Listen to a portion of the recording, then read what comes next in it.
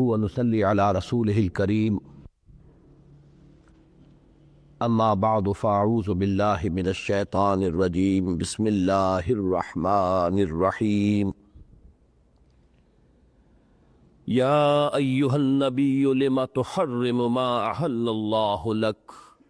تبتغي مرضات أزواجك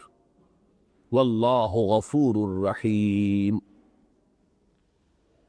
قد فرض الله لكم تحلة أيمانكم والله مولاكم وهو العليم الحكيم وإذ أسر النبي إلى بعض أزواجه حديثا فلما نبأت به وأظهره الله عليه عرف بعضه وأعرض عن بعض فلما نبأها به قالت من أنبأك هذا قال نبأني العليم الخبير إن تتوبا إلى الله فقد صغت قلوبكما وإن تظاهرا عليه فإن الله هو مولاه وجبريل وصالح المؤمنين والملائكة بعد ذلك ظهير عسى ربه إن طلقكن أن يبدله أزواجا خيرا منكن مسلمات مؤمنات قانتات تائبات عابدات مسلمات مؤمنات قانتات تائبات عابدات سائحات صيبات وأبكارا صدق الله العظيم رب اشرح لي صدري ويسر لي امري واحلل عقدة من لساني يفقهوا قولي اللهم ربنا الهمنا رشدنا واعذنا من شرور انفسنا اللهم ارنا الحق حقا وارزقنا اتباعه وارنا الباطل باطلا وارزقنا اجتنابه آمین یا رب العالمین۔ آج ہم اللہ کے نام سے سورہ تحریم کے مطالعے کا آغاز کر رہے ہیں۔ یہ سورہ مبارکہ بھی جیسا کہ میں اس سے پہلے عرض کر چکا ہوں سابقہ سورۃ الطلاق کے مانند 12 آیات پر مشتمل ہے جو 2 رکوعوں میں منقسم ہیں، اور پھر بالکل وہی تقسیم سورۃ الطلاق والی یہاں بھی ہے کہ پہلا رکوع 7 آیات پر مشتمل ہے، دوسرا رکوع 5 آیات پر۔ اس اعتبار سے اس جوڑے میں اسی طرح کی مشابہت تامہ ہے جیسے سورہ جمعہ اور سورہ منافقون کے مابین ہے۔ میرا ارادہ یہ ہے، اللہ تعالیٰ ہی اس کو پورا فرمانے والا ہے، کہ ہم اس سورہ مبارکہ کا مطالعہ 3 اجتماعات میں 3 نشستوں میں مکمل کریں۔ پہلی 5 آیات آج ہم اللہ کرے کہ ان کا مطالعہ مکمل کر لیں، اس کے بعد 4 اور پھر 3 آیات انشاءاللہ العزیز۔ یہ سورہ مبارکہ ان 10 سورتوں کے سلسلے کی آخری کڑی ہے جن کے بارے میں نے متعدد مرتبہ عرض کیا ہے کہ قرآن مجید کا یہ حصہ 10 مدنی سورتیں، سورہ حدید سے یہ سورہ تحریم تک، یہ امت مسلمہ کے خاص طور پر ان حالات کے اعتبار سے کہ جن میں ہم دور زوال میں 2-4 ہو چکے ہیں، تو ان کے پیش نظر یہ اہم ترین حصہ ہے امت مسلمہ کے لیے، اس لیے کہ ان صورتوں میں خطاب تمام تر مسلمانوں سے ہے، نہ مشرکین و کفار سے ہے، نہ نصارہ سے یا یہود سے ہے۔ ان کا ذکر ہے تو بطور نشان عبرت، خطاب سارا مسلمانوں سے ہے بحیثیت امت مسلمہ، اور امت مسلمہ میں جو کمزوریاں جس راستے سے در آ سکتی تھیں، جن کا یوں سمجھیے کہ بالکل مائکروسکوپک آغاز ہوا تھا مدنی دور کے اواخر میں، جبکہ اوسط کچھ نہ کچھ گرا تھا، اس لیے کہ جو لوگ نئے ایمان میں داخل ہوئے، وہ جو سورۃ الفتح سورۃ النصر میں آتا ہے اذا جاء نصر اللہ والفتح ورأیت الناس يدخلون فی دین اللہ افواجا، تو جب لوگ فوج در فوج داخل ہوئے اسلام میں تو ظاہر بات ہے کہ عددی اعتبار سے ان خام اور ناپختہ لوگوں کی ایک بڑی تعداد کے آنے کی وجہ سے اوسط جو ہے وہ گرا ہے۔ اوسط کس کا؟ ایمان کی گہرائی، ایمان کی پختگی، جوش جہاد، جذبہ انفاق، ذوق شہادت، یہ جو ایمان کے اصل ثمرات ہیں، اس کا اوسط جو ہے وہ گرا۔ اس کو گویا کہ گفتگو کے لیے بنیاد بنا کر مسلمانوں کو جھنجھوڑا گیا ہے، اور مختلف کمزوریاں جو بعد میں پورے طور پہ برگ و بار لائیں، اور آج امت مسلمہ میں ہم دیکھتے ہیں کہ وہ بتمام و کمال موجود ہیں، ان سب کی نشاندہی، ان کا تجزیہ، ان پر ملامت، زجر، توبیخ، اس پر انذار کا انداز، جھنجھوڑنے کا انداز، یہ ان صورتوں کا ایک مشترک وصف ہے۔ اس اعتبار سے میں کہتا ہوں کہ یہ مجموعہ جو ہے 10 صورتوں کا، سورہ حدید سے سورہ تحریم تک، یہ انتہائی اہم ہے امت مسلمہ کے لیے، خاص طور پر اس دور زوال میں۔ باقی چونکہ اس سورہ مبارکہ کا اب یہ میں نے عرض کیا کہ اس سلسلے کی آخری کڑی ہونے کا ایک مقام ہے، اگرچہ یہ ان صورتوں میں شامل ہے کہ جن کا آغاز تسبیح باری تعالیٰ سے نہیں ہوا۔ میں عرض کر چکا ہوں کہ اس 10 صورتوں کے مجموعے میں 5 وہ ہیں جن کو المسبحات کا ایک مجموعی نام دیا گیا ہے، سبح للہ یا یسبح للہ سے جن صورتوں کا آغاز ہوا ہے وہ 5 ہیں، اور 5 وہ ہے کہ جن کا آغاز بلا کسی تمہید کے ہو گیا ہے۔ تو یہ صورت وہ ہے کہ جو بلا تمہید، بغیر تسبیح کے تذکرے کے جس کا آغاز ہوا ہے، لیکن چونکہ ہے بہرحال اسی سلسلے کی آخری کڑی، لہذا آپ دیکھیں گے کہ اس کے بالکل وسط میں آپ کو وہ مضمون ملے گا کہ جو بڑے شرح و بسط کے ساتھ سورہ حدید میں بھی آیا ہے۔ گویا کہ اس طرح اول و آخر کے درمیان ایک مشابہت پیدا ہوئی ہے، اس لیے کہ یہ مضمون قرآن مجید میں صراحت کے ساتھ صرف 2 جگہ آیا ہے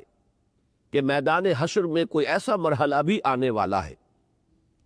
کہ اہل ایمان کو تو نور عطا ہو جائے گا، ان کا نور ایمان ظاہر ہو جائے گا، نور اعمال صالحہ کا ظہور ہوگا۔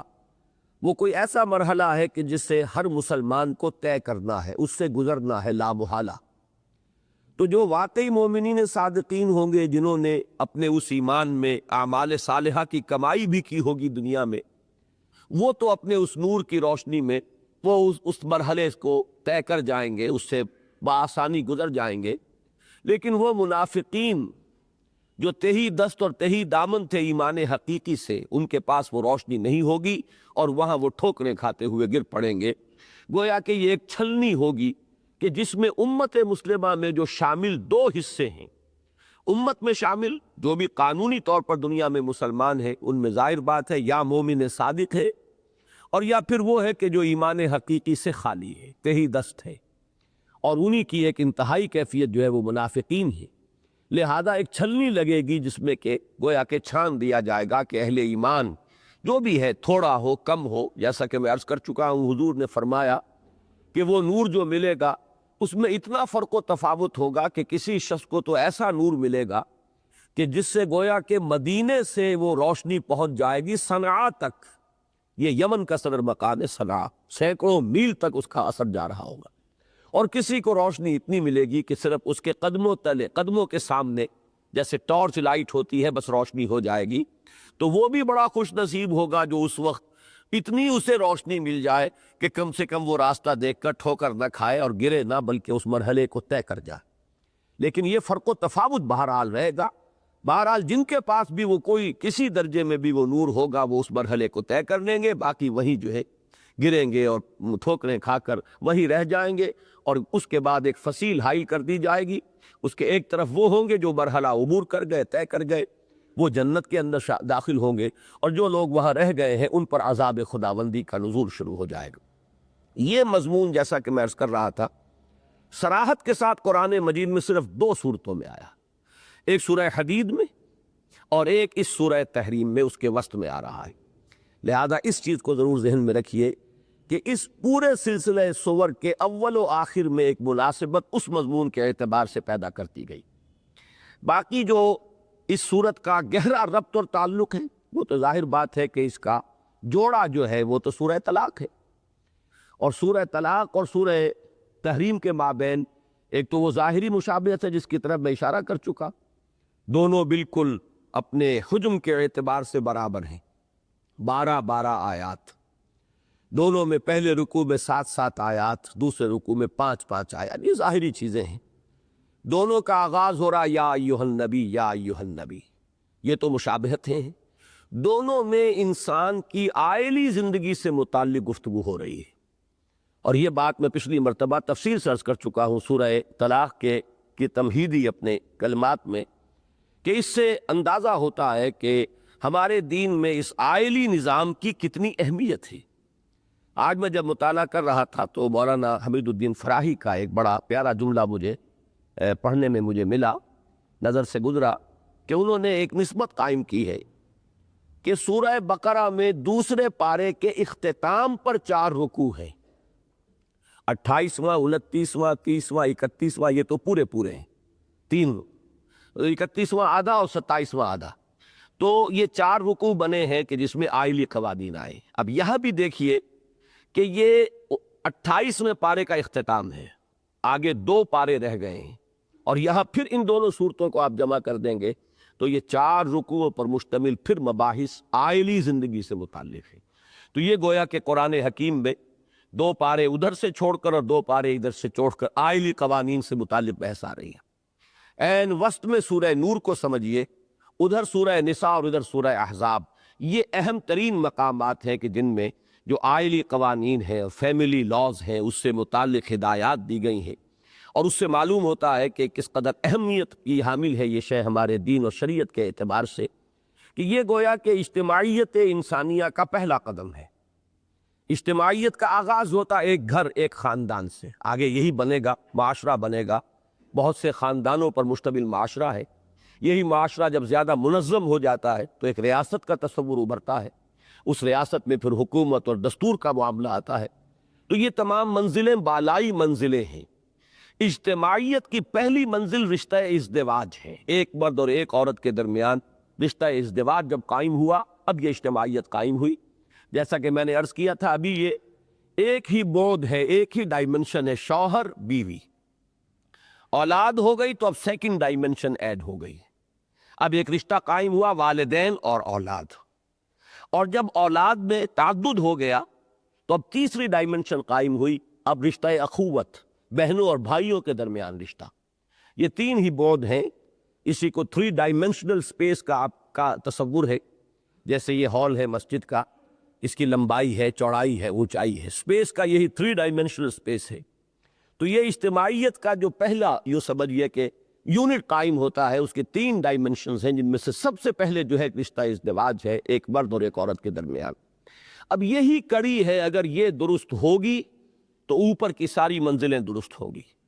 اس میں کجی آ گئی، اس میں عدم توازن آ گیا، اس میں جھول آ گیا، اس میں ڈھیل آ گئی تو پورا معاشرہ ڈھیلا ہو جائے گا،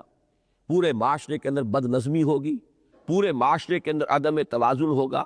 خشت اول چونہد معمار کج تاثری امیر رود دیوار کج، پھر یہ ہے کہ اس معاشرے کے اندر کوئی ضبط اور نظم اور کوئی خیر اور خوبی جو ہے پیدا کرنا وہ ممکن نہیں ہوگا۔ یہ اہمیت ہے ہمارے دین میں اس فیملی لاز کی اور آئلی قوانین کی۔ تو اس کی طرف اشارہ ہوا کہ یہ آخری جوڑا سورۃ الطلاق، سورۃ التحریم ہے، اور اس سلسلے میں 2 اور صورتیں آ چکی ہیں۔ سورہ مجادلہ کے شروع میں بھی آئلی زندگی سے متعلق ایک معاملہ آیا، سورہ ممتحنہ کا بھی بہت بڑا حصہ جو ہے وہ عورتوں سے متعلق ہے۔ تو اس سلسلے کے اندر بھی، ان 10 صورتوں کے اندر بھی 2 صورتیں وہ کہ جو جزوی طور پر، اور 2 صورتیں یہ ہے کہ جو بالکلیہ اسی خاندانی نظام سے اور آئلی نظام سے بحث کرتی ہیں۔ پھر یہ بات میں پہلے عرض کر چکا ہوں، اس وقت صرف یاد دہانی کرا رہا ہوں کہ جوڑے کی جو نسبت ہوتی ہے، نسبت زوجیت، نر اور مادہ، یہ جو بھی جوڑے بنتے ہیں یہ دونوں مل کر کسی مقصد کی تکمیل کرتے ہیں۔ ہم یہ کہہ سکتے ہیں تصویر کے 2 رخ، یہ بھی ایک تعبیر کا انداز ہے، کسی ایک معاملے کے 2 رخ ہیں، تصویر کے 2 رخ۔ لیکن اصل میں نسبت زوجیت کیا ہے کہ وہ دونوں مل کر کسی مضمون کی تکمیل کریں۔ وہی بات آپ کو یہاں نظر آئے گی کہ آئلی زندگی میں مرد اور عورت، شوہر اور بیوی کے درمیان جو تعلق ہے، اس کی ایک انتہا وہ ہے عدم موافقت، باہمی منافرت یا نفرت، مزاج کا نہ ملنا، جس کا آخری نتیجہ ہے طلاق، سیپریشن. ایک دوسری انتہا یہ اتنی گہری محبت ہو جائے، اتنی ایک دوسرے کے ساتھ جو ہے وہ لگاؤ پیدا ہو جائے، ایک دوسرے کے احساسات و جذبات کا اتنا پاس ہو جائے کہ شریعت بھی پس پشت پڑ جائے. ایک دوسرے کو راضی کرنے کے لیے اللہ کے احکام اور شریعت کے احکام کو بھی انسان جو ہے وہ نظر انداز کر دے. اب یہ دوسری انتہا ہے. نہ وہ پسندیدہ ہے نہ یہ پسندیدہ ہے. اگرچہ قانونی اعتبار سے طلاق جو ہے شریعت کے اندر جائز ہے، اس کا پورا نظام ہے، بڑے تفصیلی قوانین سورہ بقرہ میں ہم پڑھ چکے ہیں، یہاں سورہ طلاق میں پڑھ چکے ہیں. لیکن میں نے عرض کیا تھا کہ ابغض الطلاق عند اللہ، ابغض الحلال عند اللہ الطلاق. حضور نے فرمایا کہ اللہ کے نزدیک حلال چیزوں میں سب سے ناپسندیدہ چیز طلاق ہے.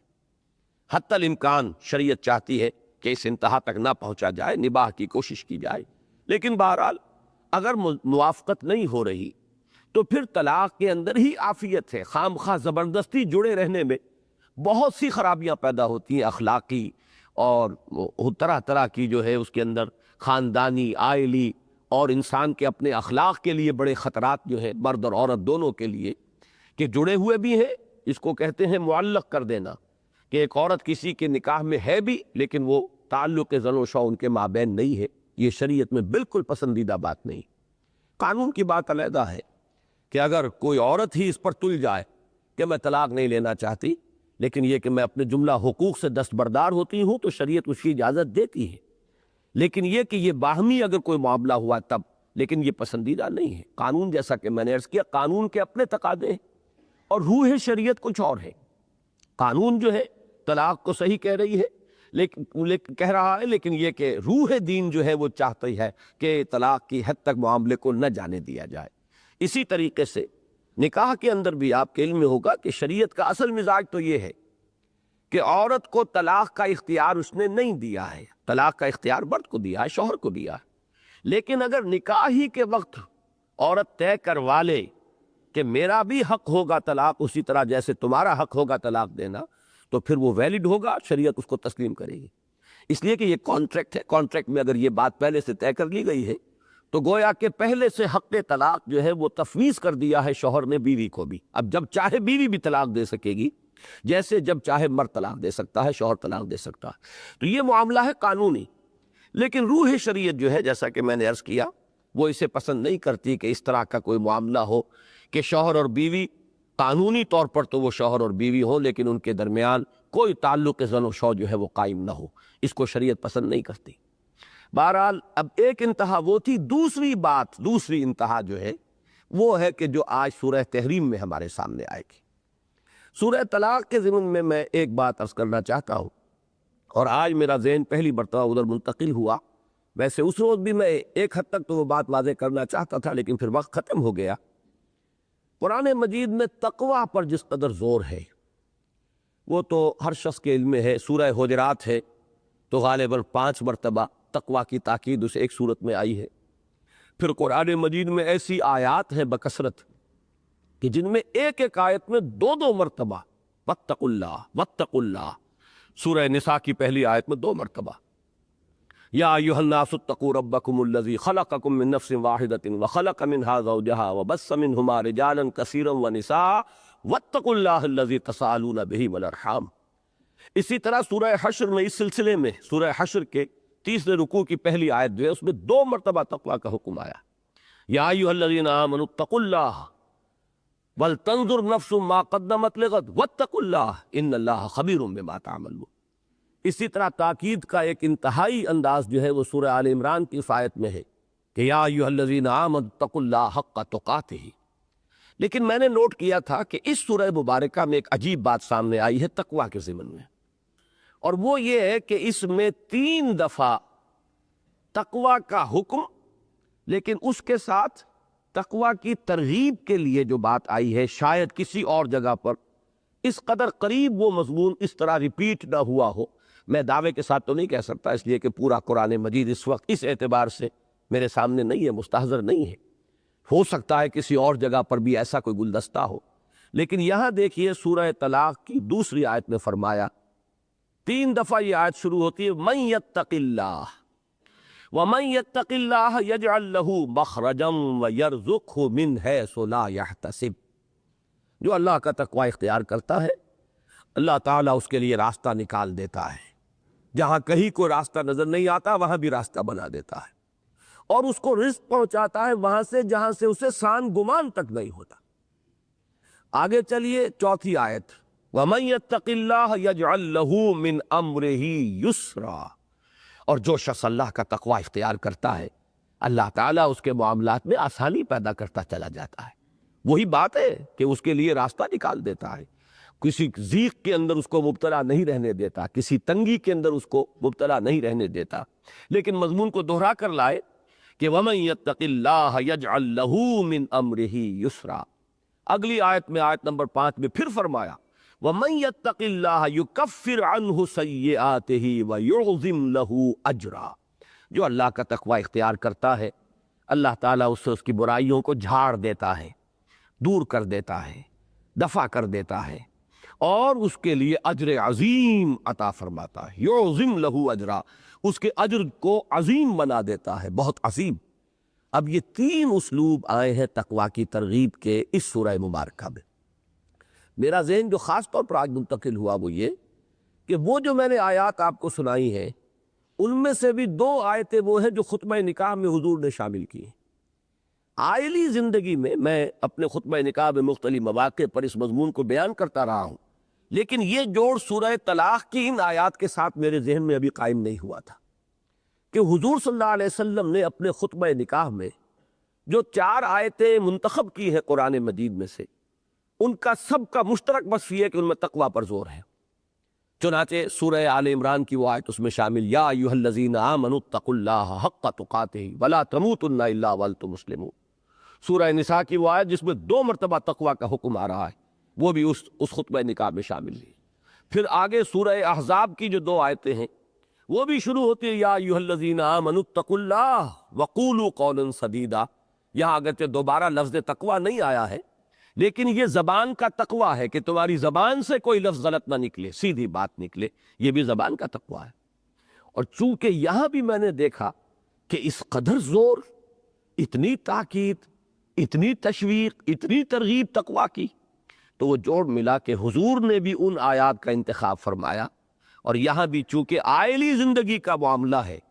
اور اس میں خاص طور پر وہ جہاں کچھ نفرت ہو گئی ہو، اور نفرت جہاں ہوتی ہے کچھ زیادتی کا امکان زیادہ پیدا ہو جاتا ہے۔ ایک تو عائلی زندگی میں چونکہ اسلام نے، شریعت اسلامی نے مرد کو قوام بنایا ہے، اسے اختیارات زیادہ دیے ہیں عورت کی نسبت۔ شوہر کے پاس اختیار ہے اور عورت کا، بیوی کا کام یہ کہ اس کی اطاعت کرے۔ فالصالحات قانتات حافظات للغیب بما حفظ اللہ۔ نیک بیویوں کا کام یہ ہے کہ اپنے شوہروں کی فرما بردار ہو، ان کا کہنا مانے، ان کی اطاعت کرے۔ اب ظاہر بات ہے کہ جہاں اتھارٹی ہوگی اس میں اندیشہ ہوتا ہے کہ وہ اتھارٹی غلط استعمال ہو جائے۔ گھر کی 4 دیواری میں جہاں کوئی اور باز پرس ہو نہیں سکتی، کوئی پولیس پرچہ وہاں نہیں ہو سکتا، گھر کے معاملات ہیں، بازار کا کوئی مسئلہ ہو، منڈی کی کوئی بات ہو، کہیں اور کوئی معاملہ جھگڑا ہو، اب پولیس پرچے میں چلے جائیں گے بے دھڑک، لیکن گھر کے معاملے میں آدمی نہیں چاہتا کہ گندے کپڑے جو ہے جا کر چوک کے اندر اور چوراہے میں جا کر دھوئے جائیں، لہذا وہاں اندیشہ رہتا ہے کہ اس گھر کی 4 دیواری میں یہ شوہر کا جو اختیار ہے یہ غلط استعمال ہو جائے۔ یہ وجہ ہے کہ خطبہ نکاح میں اس قدر جمع کیے گئی ہیں وہ تمام آیات جن میں انتہائی تاکیدی جو ہے حکم وہ تقوی کا ہے۔ اور یہی وجہ ہے کہ سورۃ الطلاق میں سب سے زیادہ ترغیب جو ہے میرے نزدیک، تاحال میں عرض کر رہا ہوں، قرآن مجید میں تقوی کی ترغیب اور تشویق کا انداز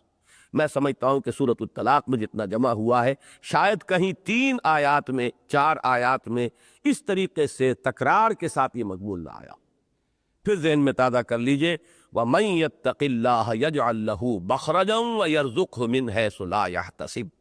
وَمَن يَتَّقِ اللَّهَ يَجْعَل لَّهُ مِنْ أَمْرِهِ يُسْرًا وَمَن يَتَّقِ اللَّهَ يُكَفِّرْ عَنْهُ سَيِّئَاتِهِ وَيُعْظِمْ لَهُ أَجْرًا۔ تو ایک تو یہ میں چاہتا تھا کہ یہ سورۃ الطلاق کے درس کا ایک تتمہ سمجھ لیجئے، اور اب ان تمہیدی کلمات کے بعد آئیے کہ ہم آغاز کریں سورہ تحریم کا۔ فرمایا یا ایھا النبی لم تحرم ما احل اللہ لک، اے نبی صلی اللہ علیہ وسلم کیوں آپ حرام ٹھہراتے ہیں وہ شے جو اللہ نے آپ کے لیے حلال ٹھہرائی؟ تبتغی مرضات ازواجک، اپنی بیویوں کی رضا جوئی کے لیے۔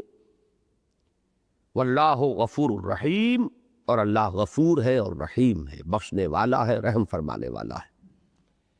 ایک طرف تو ایک بات بالکل واضح ہو رہی ہے کہ یہ آیت خود بول رہی ہے، اس کے الفاظ، کہ کوئی خاص واقعہ ہے اس کے پس منظر میں۔ یہاں ایک اصولی بات سمجھ لیجئے کہ قرآن مجید کے فہم کے لیے سیرت کا اور شان نزول واقعہ اگر کہیں ہے کسی آیت کے پس منظر میں، تو اس کا علم انتہائی ضروری ہے۔ جو لوگ یہ سمجھتے ہیں کہ حدیث اور روایات جو ہے ان سے بالکل مستغنی ہو سکتے ہیں قرآن کے فہم میں، وہ بہت بڑے مغالطے میں ہے۔ اس قسم کی آیات جو ہیں گویا کہ منہ بولتا ثبوت ہے کہ بہت سی آیات وہ ہیں کہ جن کو آپ سمجھ ہی نہیں سکتے جب تک کہ ان کے پس منظر میں جو واقعہ ہے وہ آپ کے علم میں نہ ہو۔ لہذا قرآن مجید کے فہم کے لیے روایات، احادیث اور سیرت مطہرہ، اس کا فہم، اس کا علم نہایت ضروری ہے اور لازمی ہے۔ ویسے بھی میں نے کئی مرتبہ عرض کیا ہے کہ قرآن مجید کے فہم میں دو درجے ہمیشہ ذہن میں رکھنے چاہیے۔ عام آیات کے ضمن میں بھی ایک تو ایسی آیات ہے وہ تو گویا کہ خود بول رہی ہیں کہ خاص کوئی واقعہ ہے اس کے پس منظر میں، لیکن یہ کہ عام آیات کے لیے بھی میں نے کئی مرتبہ دو اصطلاحات آپ کے سامنے رکھی، ایک تعویل خاص، ایک تعویل عام۔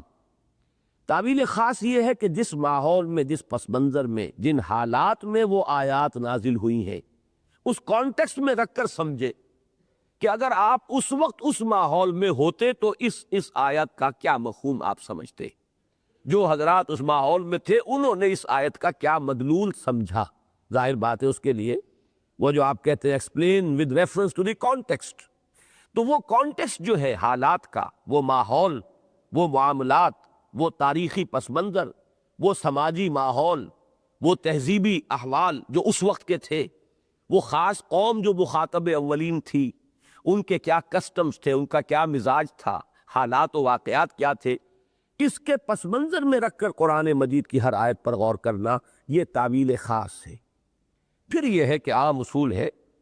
کہ الاعتبار لعموم اللفظ لا لخصوص السبب، اس سے آگے بڑھ کر اس پس منظر سے ڈیٹیچ کر ہر آیت پر اب اس کے الفاظ کے اعتبار سے بھی غور کیجئے۔ اس میں پھر جنرلائزیشن ہوگی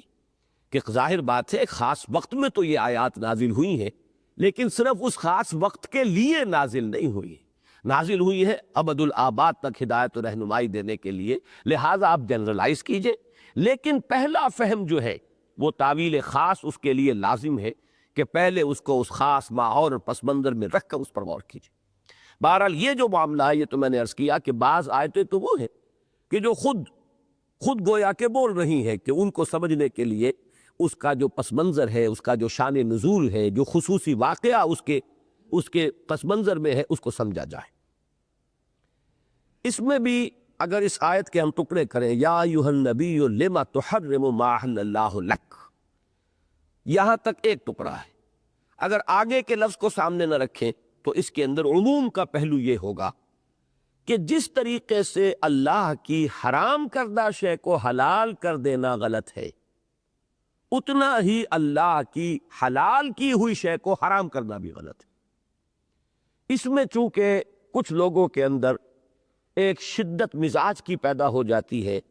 کچھ تقشف ہے، کچھ بہت زہد ہے، کچھ جذبہ جو ہے نیکی کا وہ بہت پروان چڑھ گیا ہے، تو اس میں یہ ہوتا ہے کہ آدمی اپنے اوپر دائرہ تنگ کرتا چلا جاتا ہے، زہد کی وجہ سے، تقویٰ کی وجہ سے، رہبانیت کی وجہ سے، لذات دنیاوی سے کنارہ کشی کی وجہ سے، وہ انسان جو ہے اپنے اوپر جب دائرہ تنگ کرتا ہے کہ اللہ کی حلال کی ہوئی چیزوں کو اپنے لیے حرام ٹھہرا لے یا ان کا استعمال جو ہے ترک کر دے، اس کی مقدرت رکھتا ہو، اس کی استطاعت رکھتا ہو، پھر بھی ان کو استعمال نہ کرے، یہ شے بھی دین میں پسندیدہ نہیں، بلکہ جیسا کہ سورہ اعراف میں فرمایا کہ اگر کچھ لوگوں میں یہ رجحان ہے، جیسے کہ رجحان پیدا ہو گیا تھا سورہ حدید میں ہم پڑھا ہے نا کہ وہ رہبانیت وَرَهْبَانِيَّةً ابْتَدَعُوهَا مَا كَتَبْنَاهَا عَلَيْهِمْ إِلَّا ابْتِغَاءَ رِضْوَانِ اللَّهِ، رہبانیت کی بدعت انہوں نے ایجاد کی ہے، ہم نے وہ ان پر لازم نہیں کی تھی۔ یہ انہوں نے ایک بدعت اپنے لیے ایجاد کر لی، حلال چیزوں کو اپنے اوپر حرام کر لیا، خامخواہ کا وہ نظام رہبانیت کا وہ اختیار کر لیا، اور پھر اس کی پابندی بھی نہیں کر سکے جیسے کہ کرنی چاہیے، اس لیے کہ وہ خلاف فطرت ایک نظام ہے۔ فطرت سے آپ کشتی کریں گے، کچھ لوگ ہوں گے جو فطرت کو پچھاڑ لیں گے، لیکن اکثر و بیشتر پھر فطرت ان کو پچھاڑ لے گی۔ پھر ہوگا یہ کہ اوپر سے رہبانیت ہے، ترک دنیا ہے، اندر سے انتہائی جو گھٹیا دنیا پرستی ہے وہ ہو رہی ہوگی۔ اوپر سے تجرد ہے، شادی نہیں کی ہے، اندر سے بدترین شہوت رانی جو ہے ہو رہی ہوگی، جیسا کہ جو ویسٹرن اور جو کرسچین مناسٹسزم ہے، ان خانقاہی نظام کے اندر راہب خانے اور راہبات اور راہب جہاں رہتے تھے، وہاں اس کے تہخانوں کے اندر جو ناجائز اولاد ہے ان کے قبرستان آباد ہو جاتے، اوپر سے راہب خانہ ہے، اندر سے وہ قحبہ خانہ بنا ہوا ہے، کیونکہ در حقیقت فطرت کے خلاف ایک راستہ اختیار کیا۔ رہبانیت ابتدعوہا، اسی کا جو ابتدائی معاملہ ہوتا ہے اسے سورہ اعراف میں بڑی خوبصورتی سے بیان کیا۔ قل من حرم زینۃ اللہ التی اخرج لعبادہ والطیبات من الرزق، اے نبی ان سے کہیے کس نے حرام کی ہے وہ چیزیں جو زینت کی ہیں، زیبائش کی ہے، آرائش کی ہیں، جو اللہ نے اپنے بندوں کے لیے پیدا کی، اور وہ پاکیزہ کھانے جو اللہ نے بنائے۔ قل ہی للذین آمنوا فی الحیات الدنیا خالصۃ یوم القیامہ، کہہ دیجئے ان سے یہ چیزیں اللہ نے، یہ نعمتیں جو پیدا کی ہیں، یہ اہل ایمان ہی کے لیے پیدا کی ہیں دنیا میں بھی، اگرچہ وہ کافروں کو بھی دیتا ہے، لیکن اللہ نے تو اپنے اہل ایمان بندوں کے لیے پیدا کی ہیں اصلاً، اور قیامت کے دن تو کلیتاً وہ اہل ایمان کے لیے ہو جائیں گی۔ دنیا میں تو پھر بھی کافروں کو بھی وہ حصہ دے رہا ہے ان نعمتوں میں سے، لیکن اصلاً تو یہ اہل ایمان کے لیے ہے، تو آخرت میں تو حق بحقدار رسید اہل ایمان ہی کے لیے ہو جائے گی۔ اب یہ ہے اس راہبانہ نقطہ نظر کی نفی، اس کو ذہن میں رکھیے کہ اسلام اس کو قطعاً پسند نہیں کرتا، بلکہ زہد کی بہترین جو تعریف کی ہے محمد الرسول اللہ صلی اللہ علیہ وسلم نے، وہ حدیث بڑی پیاری ہے، جوامع الکلم میں اس کا شمار ہے کہ الزہادۃ فی الدنیا لیست بتحریم الحلال، اس دنیا میں زہد حلال کو حرام کرنے کا نام نہیں ہے۔ جو شے اللہ نے حلال ٹھہرائی، آپ حلال جائز طریقے سے آپ نے کمایا ہے، جائز ہے کوئی شے، اور وہ اگر آپ کو مرغوب ہے آپ اس کا استعمال کریں، خام خواہ اس کو ترک کر دینا، یہ در حقیقت یہ زہد نہیں ہے۔ الزہادۃ فی الدنیا لیست بتحریم الحلال، اس لیے میں حدیث سنا رہا ہوں کہ آج کا پہلا لفظ یہ لما تحرم ما احل اللہ لک، اے نبی کیوں حرام ٹھہرا رہے ہیں اس چیز کو جو اللہ نے آپ کے لیے حلال کی ہے، کیوں اپنے اوپر حرام کر رہے ہیں؟ ٹھہرا رہے ہیں کا لفظ جو ہے غلط ہے، اصل میں یہ ہم اپنی زبان کی روا روی میں الفاظ کا استعمال غلط کر بیٹھتے ہیں، وہ میں بعد میں وضاحت کروں گا کہ حرام ٹھہرانا اور ہے، حرام کر لینا اور ہے، ان دونوں کے درمیان بڑا فرق ہے۔ تو کیوں حرام کر رہے ہیں وہ شے اپنے اوپر جو اللہ نے آپ کے لیے حلال کی؟ تو حضور نے فرمایا الزہادۃ فی الدنیا لیست بتحریم الحلال، دنیا میں زہد اس کا نام نہیں ہے کہ حلال کو آدمی اپنے اوپر حرام کر لے، ولیکن الزہادۃ فی الدنیا ان یکون ما فی ید اللہ اوثق مما فی یدک، اصل زہد یہ ہے کہ جو شے اللہ کے ہاتھ میں ہے اس پر تمہارا اعتماد زیادہ ہو جائے بنسبت اس کے جو تمہارے ہاتھ میں۔ میرے پاس دولت ہے، پیسہ ہے، بینک بیلنس ہے، فلاں ہے فلاں ہے، تو دل جو ہے وہ جمع ہوا ہے، ٹکا ہوا ہے، اطمینان ہے، اور اگر نہیں ہے تو دل اڑا اڑا ہے۔ آدمی جو ہے وہ افئدتہم ہوا، دل جو ہے اڑا ہوا ہے، ہوائیاں چہرے پر کھنڈی ہوئی ہیں، حالانکہ اللہ کے ہاتھ میں تو سب کچھ ہے۔ اگر توکل اور اعتماد اللہ پر ہو اور اس شے پر ہو جو اللہ کے ہاتھ میں ہے تو دل جمی ہونی چاہیے اس کیفیت میں بھی۔ اگر اس حالت میں دل جمی نہیں ہے، اس کا مطلب یہ اللہ کے ہاتھ میں جو کچھ ہے اس پر اعتماد نہیں ہے، اعتماد اس پر ہے جو اپنے ہاتھ میں ہے۔ بس یہ کنڈیشن، یہ کیفیت اگر اس کی ریورس ہو جائے گی، ریورسل ہو جائے کہ جو کچھ اللہ کے ہاتھ میں اس پر زیادہ اعتماد ہو بنسبت اس کے کہ جو تمہارے اپنے ہاتھ میں ہے، تو یہ ہے اصل میں زہد۔ باقی ہے کہ اللہ نے جو دیا ہے، جو بھی خیر کے راستے سے، جائز راستے سے تمہیں ملا ہے، اس سے متمتع ہونا، اس سے فائدہ اٹھانا۔ جو بھی اللہ نے، جیسے کہ اس حدیث میں آتا ان لنفسک علیک حقا وان لزوجک علیک حقا وان لزورک علیک حقا، کہ تمہارے نفس کا بھی تم پر حق ہے، اس کو اس کا حق دو، اس پر بھی ظلم نہ کرو، اس کی حق تلفی نہ کرو۔ فرمایا آنکھ کا بھی حق ہے کہ رات کا کچھ وقت گزرنا چاہیے جس میں آنکھ کو آرام ملے، یعنی نیند، سونے کا اس کا حق ہے، اسے ملنا چاہیے۔ تمہارے نفس کا حق ہے، تمہاری بیویوں کے تم پر حقوق ہے، تمہارے دوستوں کے ملاقاتیوں کے تم پر حقوق ہیں، ان تمام حقوق کو ادا کرو۔ تو سب سے پہلے ان لنفسک علیک حقا، تمہارے نفس کا بھی تم پر حق ہے۔ تو یہ ہے اصل میں وہ معتدل نظام جو اسلام نے دیا ہے۔ اس زہد کی نفی کی جا رہی ہے کہ جس میں خام خواہ اللہ کی نعمتوں کو انسان زہد کے ایک غیر معتدل تصور کے تحت اپنے اوپر حرام کر لے۔ تو یا ایھا النبی لما تحرم ما احل اللہ لک، ایک تو یہ کہ اس میں اگر یا ایھا النبی کو بھی نکال دیجئے کہ خطاب یہاں حضور سے ہو رہا ہے، ایک جنرل اصول جو ہے اس سے مل رہا ہے، لما تحرم ما احل اللہ لک، اور اسی کے ضمن میں قرآن مجید میں اور مضامین بھی آئے ہیں، جیسے کہ سورہ مائدہ کی آیت نمبر 88 میں ذرا نکال لوں، میں آپ کو بتاتا ہوں۔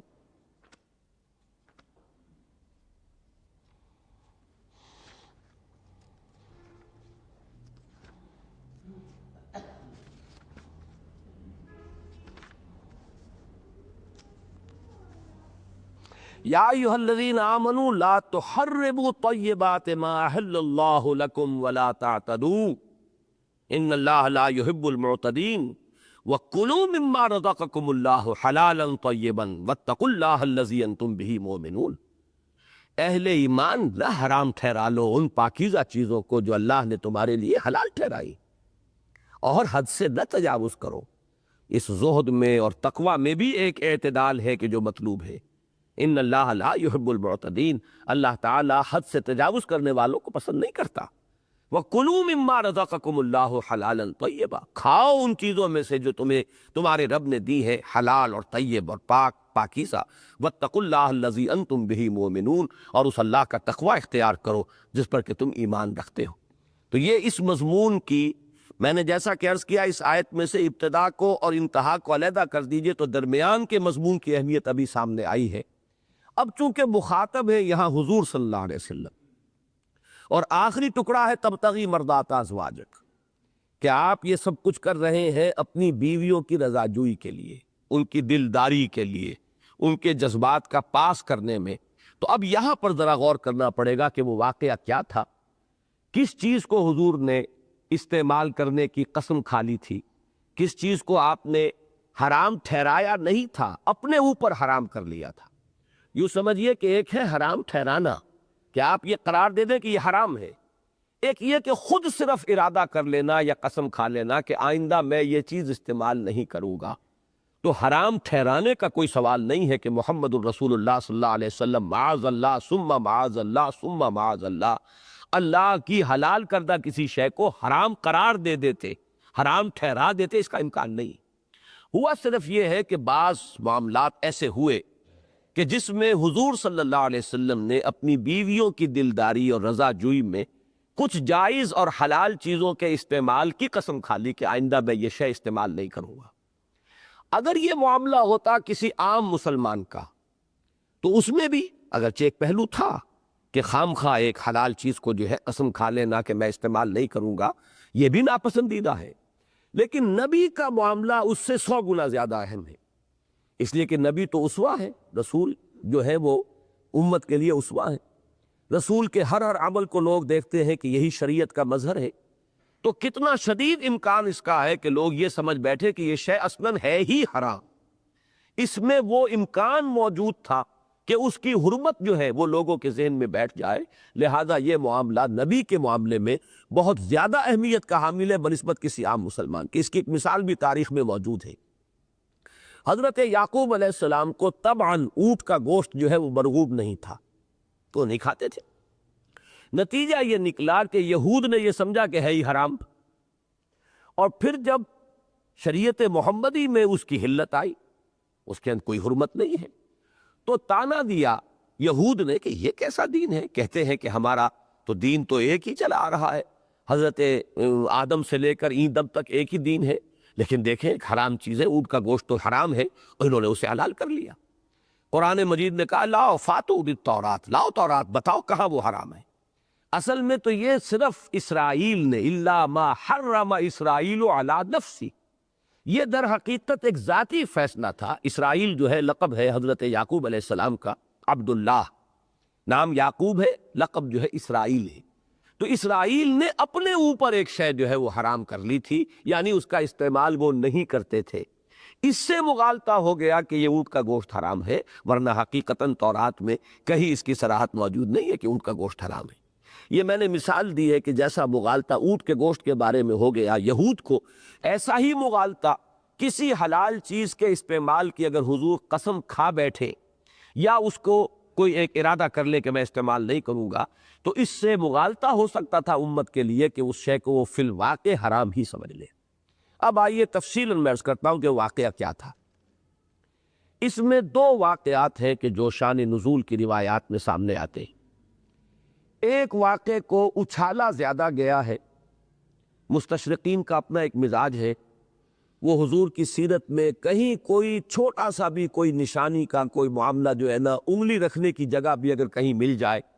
جس میں کہ حضور کی جو عائلی زندگی ہے اس پر کوئی حرف آ سکتا ہو یا ان کے لیے ممکن ہو کہ وہاں وہ کوئی عمارت کھڑی کر دیں، تو وہ اس کو نمایاں کرتے ہیں۔ اور ہمارے ہاں بھی بعض اسباب سے ایسی چیزیں ہماری تفسیری روایات کے اندر بہت عام ہو گئی۔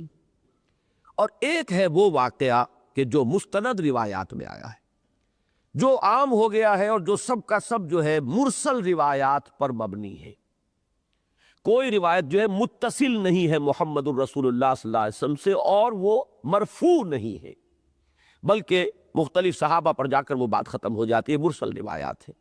اور پھر یہ روایات جو ہے وہ صحاح کی کتابوں میں نہیں ہے موجود۔ البتہ یہ ہے کہ بعض حضرات نے، ابن حجر عسقلانی رحمہ اللہ نے کثرت طرق کی وجہ سے کہا ہے کہ یہ چیز بالکل بے بنیاد نہیں ہو سکتی، اگرچہ کہیں صحاح میں یہ روایت نہیں ہے، بخاری کی نہیں ہے، مسلم کی نہیں ہے، صحاح کی دوسری کتابوں میں بھی نہیں ہے، لیکن یہ کہ کثرت سے بات پھیل گئی ہے اور مختلف طرق اس کے چونکہ آئے ہیں، لہٰذا معلوم ہوتا ہے کہ یہ بے اصل نہیں ہے۔ یہ بات کہی ہے جو بہت بڑے شارح بخاری ہے ابن حجر عسقلانی رحمہ اللہ۔ وہ واقعہ کیا ہے کہ یہ حضرت ماریہ قبطیہ سے متعلق واقعہ ہے۔ یہ ذہن میں رکھیے کہ سن 7 میں صلح حدیبیہ کے بعد حضور صلی اللہ علیہ وسلم نے جو خطوط لکھے تھے مختلف بادشاہوں کو، قیصر کو خط لکھا، کسریٰ کو لکھا، تو ایک خط جو ہے مقوقس شاہ مصر، یہ مقوقس جو ہے اس کا لقب تھا، جیسے فرائضہ کبھی ہوتے تھے۔ مصر میں اس وقت تھی عیسائی تہذیب، عیسائی مذہب، اور وہاں وہ پیٹری آرک، وہ گویا کہ ایک طرح کا حاکم بھی ہوتا تھا اور ان کا وہ مذہبی رہنما بھی ہوتا تھا۔ وہاں مذہب جو ہے چرچ اور جو حکومت ہے وہ ایک جگہ پر جمع ہو گئے تھے، تو وہ پیٹری آرک وہاں کا تھا مقوقس۔ اس کے پاس بھی حضور صلی اللہ علیہ وسلم کا خط لے کر گئے حضرت حاتب بن ابی بلتع۔ یہ وہ صحابی ہیں جن کا ذکر سورہ ممتحنہ میں آ چکا ہے کہ انہی سے ایک کمزوری کا ظہور ہوا تھا فتح مکہ سے قبل، کہ انہوں نے مشرکین کو اطلاع جو ہے دینے کی کوشش کی تھی کہ حضور صلی اللہ علیہ وسلم اب مکے کی طرف پیش قدمی فرمانے والے ہیں، آپ کا ارادہ ہے۔ بدری صحابی ہیں، اس لیے حضور صلی اللہ علیہ وسلم نے کوئی انہیں سزا نہیں دی، بلکہ حضرت عمر نے فرمایا بھی تھا کہ میں آپ اجازت دیجئے کہ میں ان کی گردن مار دوں، تو حضور نے یہ فرمایا تھا کہ عمر تمہیں معلوم نہیں یہ بدری ہے، اور اللہ تعالیٰ تمام ان صحابہ کی تمام اگلی پچھلی خطائیں معاف کر چکا ہے کہ جو بدر میں شریک تھے۔ پہلی جنگ تھی، سرفروشی کا سب سے بڑا امتحان تھا۔ بہرحال وہی خط لے کر گئے تھے۔ تو یہ بات بھی نوٹ کر لیجئے، یہ سیرت کا ایک اہم معاملہ ہے کہ تمام عیسائی جو حکمران تھے اس دور کے، ان کا طرز عمل حضور کے ان دعوتی خطوط کے ساتھ تقریباً یکساں تھا۔ انہوں نے پہچان لیا تھا حضور کو، جیسے قیصر نے پہچان لیا تھا۔ صرف وہ چاہتا یہ تھا کہ میری پوری سلطنت جو ہے اس نئے دین کو قبول کر لے، جیسے کبھی کانسٹنٹائن نے، جو ان کا امپرر قسطنطین تھا، اس نے جب عیسائیت اختیار کی تھی تو پوری مملکت عیسائی ہو گئی، تو نظام قائم رہا بادشاہت کا۔ اب اگر بادشاہ صرف کوئی نیا مذہب اختیار کر لے، پوری قوم نہ کرے، تو وہ تو ایک تصادم ہو جائے گا، اسے اپنی بادشاہت سے ہاتھ دھونے پڑ جائیں گے۔ تو اس نے پوری کوشش کی کہ سب لوگ جو ہے اپنے نائبین سلطنت اور بڑے بڑے پیٹریارکس اور بطریق جو تھے ان کو جمع کیا، اور کوشش کی انتہائی کہ یہ سب لوگ بھی قائل ہو جائے، ناکام ہو گیا۔ نجاشی کا آپ کو معلوم ہے کہ وہ تو ایمان ہی لے آئے تھے، پہلے ایمان لے آئے تھے، اگرچہ جب حضور نے خطوط بھیجے ہیں یہ سن 7 میں، اس وقت وہ نجاشی انتقال کر چکے تھے رحمہ اللہ۔ اب جو نجاشی تھے وہ اگرچہ انہوں نے بھی معاملہ وہی کیا کہ کوئی گستاخی نہیں کی، کوئی اور معاملہ جو ہے توہین آمیز نہیں کیا، لیکن وہ ایمان نہیں لائے۔ یہی معاملہ مقوقس نے کیا۔ مقوقس نے ریسیو کیا حضرت حاتب ابن بلتع کو بڑے اعزاز و اکرام کے ساتھ، اور اس نے یہ الفاظ بھی کہے کہ میرا گمان تو تھا، میرا علم بتا رہا تھا کہ اب ایک نئی نبوت اور آخری نبوت کے ظہور کا وقت آ گیا ہے، لیکن میرا گمان تھا کہ وہ شام میں کہیں ظہور ہوگا، یہ میرا گمان نہیں تھا کہ وہ عرب میں حجاز کے ریگزار میں، اور اس یوں سمجھیے کہ اس پہاڑی سلسلے کے اندر بوادن غیر ذی زرع،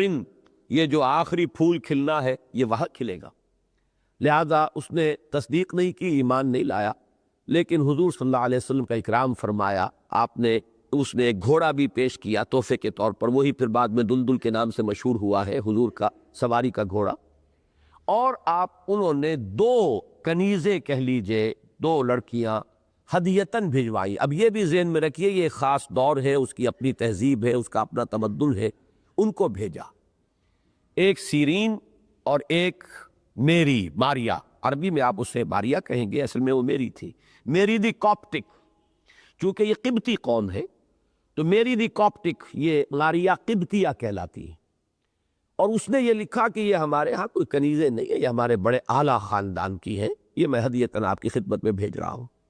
تو ایک کو حضور نے اپنے حرم میں داخل کیا، ماریا قبطیہ کو، اور ایک کو حضور نے ہبہ کر دیا حضرت حسان ابن ثابت رضی اللہ تعالیٰ عنہ، وہ ہے ماریا قبطیہ۔ اب یہ رومی تھی، رومیوں کا حسن و جمال وہ اپنی جگہ پر ہے، وہ تو ایک معروف شے ہے، لہٰذا ایک دیکھیے اس کو بھی ذہن میں رکھیے کہ یہ کوئی شے قطعاً نبی کے مقام سے فروتر نہیں ہے۔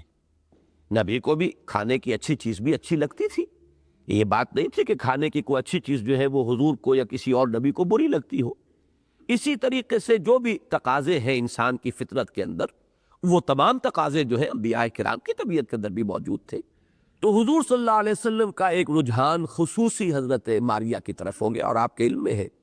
کہ انہی کے بطن سے پھر حضرت ابراہیم کی ولادت ہوئی ہے حضور کے، وہ اس عمر کے آخری دور میں اللہ نے فرزند عطا فرمایا، اگرچہ وہ بالکل وہ انفینسی میں ہی، چھوٹی عمر ہی میں ان کا انتقال بھی ہو گیا ہے۔ تو میرے ذہن میں ایک عجیب ہے، ایک بس نکتے کی بات سمجھیے یہ کہ تاریخ نے گویا کہ اپنے آپ کو دہرایا ہے۔ حضرت ابراہیم علیہ السلام کو مصر ہی نے حضرت ہاجرہ جو ہے وہ دی تھی، اور وہ بھی اس وقت کے بادشاہ کے خاندان کی شہزادی تھی، وہ اصل میں یہودیوں نے انہیں کنیز کہہ دیا ہے تاکہ وہ بنی اسماعیل کو گھٹیا قرار دے سکے، جو سارہ کی اولاد ہے، حضرت سارہ سلام علیہا، ان کی اولاد کو حضرت اسحاق اور یعقوب کو بالا تر رکھنے کے لیے تو انہیں کہہ دیا لونڈی تھی ہاجرہ، حالانکہ وہ شاہی خاندان کی تھی۔ حضرت ابراہیم کی خدمت میں وہ پیش کی گئی، ان سے حضرت اسماعیل ہوئے، حضرت اسماعیل علیہ السلام ہی کی نسل میں حضرت محمد صلی اللہ علیہ وسلم ہے، اور ان کے پاس پھر مصر ہی سے ایک باعزت خاتون آئی ہے، اور ان کے ہاں پھر جو بچہ جو ہے جس کا ولادت ہوا، حضور نے اس کا نام ابراہیم رکھا ہے۔ یہ صرف ایک نکتہ ہے ناموں کے اعتبار سے، اور یہ کہ اس میں کوئی اور معنی اپنی طرف سے شامل نہ کیجیے، اگرچہ یہ بات سامنے رکھیے کہ حضور نے فرمایا لو عاش ابراہیم لکان نبی، اگر ابراہیم زندہ رہتا تو نبی ہوتا۔ اور اس کو قادیانی جو ہے استعمال کرتے ہیں اس حدیث کو، کہ اس کا مطلب یہ ہے کہ پھر نبوت تو ختم نہیں ہوئی، اور وہ ختم نبوت کا جو مفہوم تم سمجھتے ہو اس کے خلاف یہ حدیث جا رہی ہے۔ میں نے پہلے بھی کسی موقع پر یہ کہا ہے، ٹورنٹو میں ایک قادیانی نے مجھے کنفرنٹ کیا جب اس دلیل سے، تو ایک دفعہ میں گھبرا گیا تھا، لیکن یہ کہ پھر ایک دم میرے سامنے قرآن مجید کی ایک آیت آئی کہ جو لاء کے ساتھ کوئی بات آئے وہ تو ایک شرط ہے، وہ شرط پوری نہ ہو تو جزائے شرط کے پورے ہونے کا سوال ہی نہیں۔ لو کان معہ آلہۃ، نہیں، اگر اللہ کا کوئی بیٹا ہوتا، لو کان کیا ہے للرحمن ولد، اگر رحمان کا کوئی بیٹا ہوتا فانا اول العابدین، تو میں سب سے پہلے اس کو پوجتا، اس کی بندگی کرتا، اس کی عبادت کرتا۔ اب اس کو اگر کوئی دلیل بنائے کہ اللہ کا کوئی بیٹے کی نفی تو نہیں ہوئی، تو وہ بھی پھر خاموش ہو گیا۔ میں نے کہا یہ تو لاء سے بات شروع ہوئی ہے، اگر اللہ کے کوئی بیٹا ہوتا تو حضور فرماتے کہ سب سے پہلے میں اس کی عبادت کرتا۔ اسی طرح اگر ابراہیم زندہ رہتے تو وہ نبی ہوتے۔ ان دونوں کو سامنے رکھیے، تو جب تک کہ شرط پوری نہ ہو جزائے شرط کا کوئی سوال ہی نہیں۔ تو یہ تو صرف ایک موہوم سی بات ہے۔ بہرحال ان کی طرف جو رغبت ہو گئی، بلکہ اس میں ایک واقعہ بیان ہوتا ہے ان روایات میں کہ حضور کا ایک معمول تھا کہ روزانہ عصر اور مغرب کے مابین آپ تمام ازواج مطہرات کے ہاں ایک وزٹ کرتے تھے، بہت بریف، ظاہر بات ہے عصر اور مغرب کے درمیان وقفہ کی طرح ہوتا ہے، بہت اول وقت بھی پڑھ لی جائے عصر تو وہ 2 گھنٹے کا ہو جائے گا، اور ازواج مطہرات 9 بیک وقت آپ کے نکاح میں رہی ہیں، تو ان سب کے پاس جب ایک بریف وزٹ تھا تو تھوڑا تھوڑا وقت ہر جگہ پر لگتا تھا۔ لیکن یہ کہ ایک دن حضور صلی اللہ علیہ وسلم حضرت حفصہ کے ہاں گئے، حضرت حفصہ نہیں تھی اس وقت، وہاں حضرت ماریہ آ گئی، حضور صلی اللہ علیہ وسلم ان کے ساتھ کچھ دیر رہے۔ حضرت حفصہ جب آئی تو انہیں اس پر کچھ غیرت سی آئی کہ میرے گھر میں یا میرے کمرے میں، میرے حجرے میں یہ ماریہ کے ساتھ حضور صلی اللہ علیہ وسلم نے وقت گزارا ہے۔ تو انہوں نے جب خفگی کا اظہار کیا تو حضور نے قسم کھا لی کہ اچھا آئندہ میں ماریہ سے کوئی تعلق نہیں رکھوں گا، حالانکہ وہ حلال تھی، جائز تھی ان کے لیے۔ ایک تو یہ واقعہ ہے کہ اس پر یہ آیت نازل ہوئی، یا ایھا النبی لما تحرم ما احل اللہ لک تبتغی مرضات ازواجک، اے نبی کیوں آپ اپنے اوپر حرام کر رہے ہیں، کیوں قسم کھا رہے ہیں، کیوں عہد کر رہے ہیں اس شے کے استعمال کی کہ جو اللہ نے آپ کے لیے اصلاً حلال کی ہے، اپنی بیویوں کی رضا جوئی کے لیے، ان کے جذبات کا پاس کرتے ہوئے یا ان کی دلداری کی خاطر۔ یہ تو واقعہ وہ ہے جو میں نے عرض کیا ہے کہ مرسل روایات اس کا مبنی ہے، ان کے اوپر ان کی بنا ہے۔ لیکن دوسرا واقعہ وہ ہے کہ جو بخاری میں ہے، مسلم میں ہے، ابو داؤد میں ہے، نسائی میں ہے۔ یہ واقعہ یہ ہے، اور اس کا تعلق بھی وہی ہے شام کے وقت کا حضور کا جو ایک بریف وزٹ ہوتا تھا، ایک آپ جو تمام ازواج مطہرات کے ہاں تھوڑی تھوڑی دیر کے لیے مزاج پرسی۔ ظاہر بات ہے کہ شب باشی تو ہوتی تھی باری باری، ایک رات آپ کسی زوجہ کے ہاں ہے، دوسری رات کسی زوجہ مطہرہ کے ہاں ہے، لیکن یہ کہ اب اس طرح تو یہ کہ ملاقات کوئی ہوتی ہے ہفتے اور 9 دن کے بعد، تو شام کا یہ معمول تھا کہ تھوڑی تھوڑی دیر کے لیے آپ تمام ازواج کے ہاں ہو آتے تھے مزاج پرسی کے لیے۔ تو وہاں یہ ہوا کہ حضرت زینب بنت جحش رضی اللہ تعالی عنہا، ان کے ہاں کہیں سے شہد آ گیا، انہوں نے حضور کو وہاں شہد جو ہے پیش کرنا شروع فرمایا، اور حضور کو رغبت تھی شہد سے، اب وہاں آپ نے نوش کرنا شروع کیا۔ نتیجہ یہ نکلا کہ وہاں معمول سے زیادہ دیر لگنے لگی۔ اب اس پر ایک غیرت کا احساس ہوا، عورت کی فطرت تو اپنی جگہ پر ہے، وہ فطرت تو نہیں بدلتی ہے۔ ازواج مطہرات اگرچہ بہت بلند درجے پر ہے، لیکن یہ کہ فطرت جو ہے عورت کی، وہ فطرت کے اندر یہ شامل ہے، غیرت کہہ لیں اسے۔ وہ ایک تو یہ کہ سوک ناپا جو ہے وہ تو یوں سمجھیے کسی عورت کے لیے اس سے بڑا عذاب کوئی اور ہے نہیں، لیکن چلیے ازواج مطہرات اس سے بہت بلند تھی کہ اسے اپنے لیے کوئی عذاب سمجھے۔ کچھ عرب کا عام مزاج بھی تھا کہ وہاں اس کو عذاب نہیں سمجھا جاتا تھا، لیکن یہ کہ ازواج مطہرات تو بہرحال بہت بلندی پر تھی اخلاق کے۔ لیکن یہ کہ یہ جو معمول سے زیادہ دیر لگنے لگی تو انہیں اندازہ ہوا کہ شاید رغبت جو ہے حضور کو اب زیادہ ہو گئی ہے حضرت زینب کی طرف، اس سے جو ایک غیرت سی پیدا ہوئی۔ تو یہ آپس میں حضرت حفصہ اور حضرت عائشہ رضی اللہ تعالی عنہما، حضور کے ازواج مطہرات میں ان دونوں کا مقام ایک خصوصی ہے، اس لیے کہ دونوں بیٹیاں ہیں،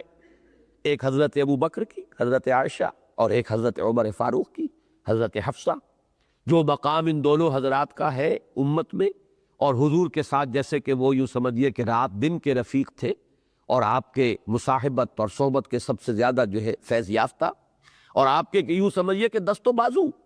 لہٰذا وہ مقام جو ہے خاص احساس تھا حضرت حفصہ اور حضرت عائشہ رضی اللہ تعالی عنہما کا کہ ہمارا خاص مقام ہے۔ تو انہیں زیادہ احساس ہوا اس غیرت کا، روکنے کے لیے کیسے روکے حضور کو، اس جو بھی آپ کا ایک معمول بن گیا، تو انہوں نے آپس میں طے کیا کہ وہ شہد جو ہے وہ خاص کسی جگہ سے آیا تھا، اور مغافیر ایک خاص قسم کے پھول کا نام ہے، اس میں کچھ ذرا ہیک سی ہوتی تھی، ایک بو سی، اور اس علاقے کی مکھیاں، شہد کی مکھیاں چونکہ اسی پھول کا رس جو ہے وہ پیتی تھی اور چوستی تھی، لہذا وہ جو شہد ان کا تھا اس میں بھی وہ ہیک اور بو تھی، اس خاص جو ہے اس مغافیر کے پھولوں کی۔ تو انہوں نے طے کیا کہ حضور ہمارے جہاں جب آئیں گے ہمارے ہاں تو ہم ان سے کہیں گے کہ آپ کے منہ سے مغافیر کی بو آ رہی ہے۔ اب یہ چیز چونکہ ویسے بھی خواتین زیادہ زود حس ہوتی ہیں اس معاملے میں، اور حضور کا معاملہ یہ کہ آپ نہایت لطیف احساس والے تھے، ذرا سی یہ بات کہی تو آپ کے لیے یہ چیز اتنی بڑی ہوئی کہ آپ نے قسم کھا لی۔ بعض روایات میں آتا ہے آپ نے قسم کھائی، حلف تو کہ آئندہ میں وہ شہد نہیں پیوں گا، استعمال نہیں کروں گا۔ بعض میں یہ آتا ہے کہ صرف یہ کہا کہ اب کبھی بھی میں وہ شہد نہیں نوش کروں گا۔ اصل بات تو آپ نے بھی سمجھ لی کہ بات کیا ہے۔ تو اس پر یہ آیت نازل ہوئی، یا ایھا النبی لما تحرم ما احل اللہ لک تبتغی مرضات ازواجک، اے نبی صلی اللہ علیہ وسلم کیوں آپ حرام کر رہے ہیں اپنے اوپر، جیسا کہ میں نے پھر یہاں نوٹ کرا دوں، حرام ٹھہرا رہے ہیں کہ لفظ میں استعمال نہیں کر رہا، آپ نے اسے حرام قرار نہیں دیا، شریعت کا کوئی حکم نہیں بنایا اسے، اپنے اوپر اس کا استعمال جو ہے اس کی قسم کھا لی یا اس کو بند کر دیا۔ تو اس کو بھی یہاں ٹوکا گیا ہے، فرمایا کہ لما تحرم ما احل اللہ لک تبتغی مرضات ازواجک۔ اب ان الفاظ پر توجہ نوٹ کیجئے، تب مرتکز کیجئے کہ گھریلو زندگی میں یہ شے اصلاً پسندیدہ ہے۔ آپ کو اپنی اہلیہ کے جذبات کا پاس ہونا چاہیے، بیوی کو اپنے شوہر کے جذبات کا پاس ہونا چاہیے، کہ پسندیدہ ہے۔ یہ نہ ہو کہ بے حس ہو شوہر اپنی بیوی کے احساسات کی جانب سے،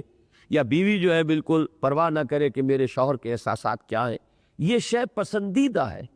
لیکن ہر پسندیدہ شے بھی ایک حد تک پسندیدہ ہوتی، اس میں بھی اگر تجاوز ہو جائے گا تو بس وہیں غلطی ہو جائے گی۔ وہ تجاوز ہم لوگوں کا حال تو یہ ہے، جو بھی عام لوگوں کا معاملہ ہے، کہ وہ تو اس کی وجہ سے بیویوں کی محبت میں اور اولاد کی محبت میں اللہ کے حرام کو حلال کر رہا ہے، رشوتیں کھائی جا رہی ہیں، حرام خوریاں ہو رہی ہیں، سب کچھ ہو رہا ہے، ساری جو ہے حدود و قیود اٹھا دی گئی شریعت کی، کس لیے؟ بیویوں کی فرمائشیں، انہیں اچھے سے اچھا کھلانا پہنانا، ان کے زیورات، ان کے جو ملبوسات ہیں، اور نئے نئے بدلتے ہوئے فیشنوں کے ساتھ دوڑ لگائے رکھنا کہ کہیں بیوی جو ہے اس کا دل میلا نہ ہو جائے کہ میرے پاس تو لباس جو ہے اس خاص تقریب کے لیے اور خاص اس دور کا جو فیشن اب چلا ہوا ہے وہ لباس موزوں نہیں ہے۔ اب اس سب کے لیے حرام کو حلال کیا جا رہا ہے۔ ظاہر بات ہے اس کا تو کوئی امکان ہی نہیں کہ کوئی اس طرح کا معاملہ، اس کا شائبہ بھی نبی کے طرز عمل میں پیدا ہو، لیکن یہ کہ حلال کو استعمال کرنے کے لیے اگر آپ نے اپنے اوپر ایک بندش لگا لی، پابندی لگا لی یا قسم کھا لی، تو اس کو گویا کہ بہانہ بنایا گیا ہے یہاں اس ابدی ہدایت کو دینے کے لیے۔ ہدایت دینی ہے ہمیشہ ہمیش کے لیے کہ اے مسلمانوں، آئلی زندگی میں دو انتہائیں ہو سکتی ہیں، دونوں انتہاؤں سے بچنے کی کوشش کرو۔ ایک عدم موافقت کی وہ انتہا کے طلاق تک نوبت پہنچ جائے، اور طلاق تک نوبت پہنچتی ہے بالعموم زدم زدہ میں۔ یہ زدم زدہ کی شکل ہے کہ جس سے بات یہاں تک بڑھ جاتی ہے کہ پھر سیپریشن کی نوبت آ جاتی ہے۔ خاص حالات تو ایسے ہو سکتے ہیں کہ جہاں واقعتاً جسٹیفائیڈ ہو اور صحیح روش ہی یہ ہو کہ علیحدہ ہو جائیں، لیکن عام طور پر طلاق کی نوبت آتی ہے جب وہ زدم زدہ اور خام خواہ کو بات کا بتنگڑ بنانے کا انداز ہو۔ اور دوسری طرف یہ بھی نہیں ہونا چاہیے کہ اتنی ایک دوسرے کی چاہت ہو جائے، اتنا ایک دوسرے سے لگاؤ ہو جائے، اتنا ایک دوسرے کے احساسات کا پاس ہو جائے، ایک دوسرے کی رضا جوئی ہو جائے کہ شریعت کی حدود جو ہے کہیں ان کے توڑنے کے قریب انسان پہنچ جائے۔ تو یہ دونوں انتہاؤں سے اپنے آپ کو بچا کر ایک راہ وسط پر تمہیں چلنا ہے، ایک معتدل روش تمہیں اختیار کرنی ہے۔ یہی وجہ ہے کہ سورہ منافقون میں فرمایا، یا ایھا الذین آمنوا لا تلھکم اموالکم ولا اولادکم عن ذکر اللہ، اہل ایمان دیکھنا تمہیں غافل نہ کر دے تمہاری اولادیں اور تمہارے اموال تمہیں اللہ کی یاد سے۔ سورہ تغابن میں آگے آ کے فرمایا، یا ایھا الذین آمنوا ان من ازواجکم واولادکم عدوا لکم فاحذروہ، اہل ایمان ذرا چوکس رہو، چوکنے رہو، تمہاری بیویوں اور تمہاری اولاد میں سے تمہارے دشمن بھی ہیں، جن کی طبعی محبت تمہیں راہ حق سے منحرف ہونے پر آمادہ کر سکتی ہے،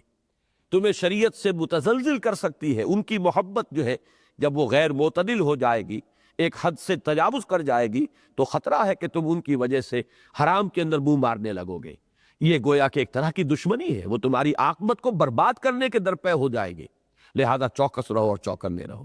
اب یہاں پر بھی اسی بات کی طرف اشارہ کیا کہ بیویوں کی رضا جوئی اس حد تک نہیں جانی چاہیے کہ اللہ تعالیٰ کے شریعت کے احکام کے اندر کوئی فرق واقع ہونے لگ جائے۔ یہ ہے ابدی حکم۔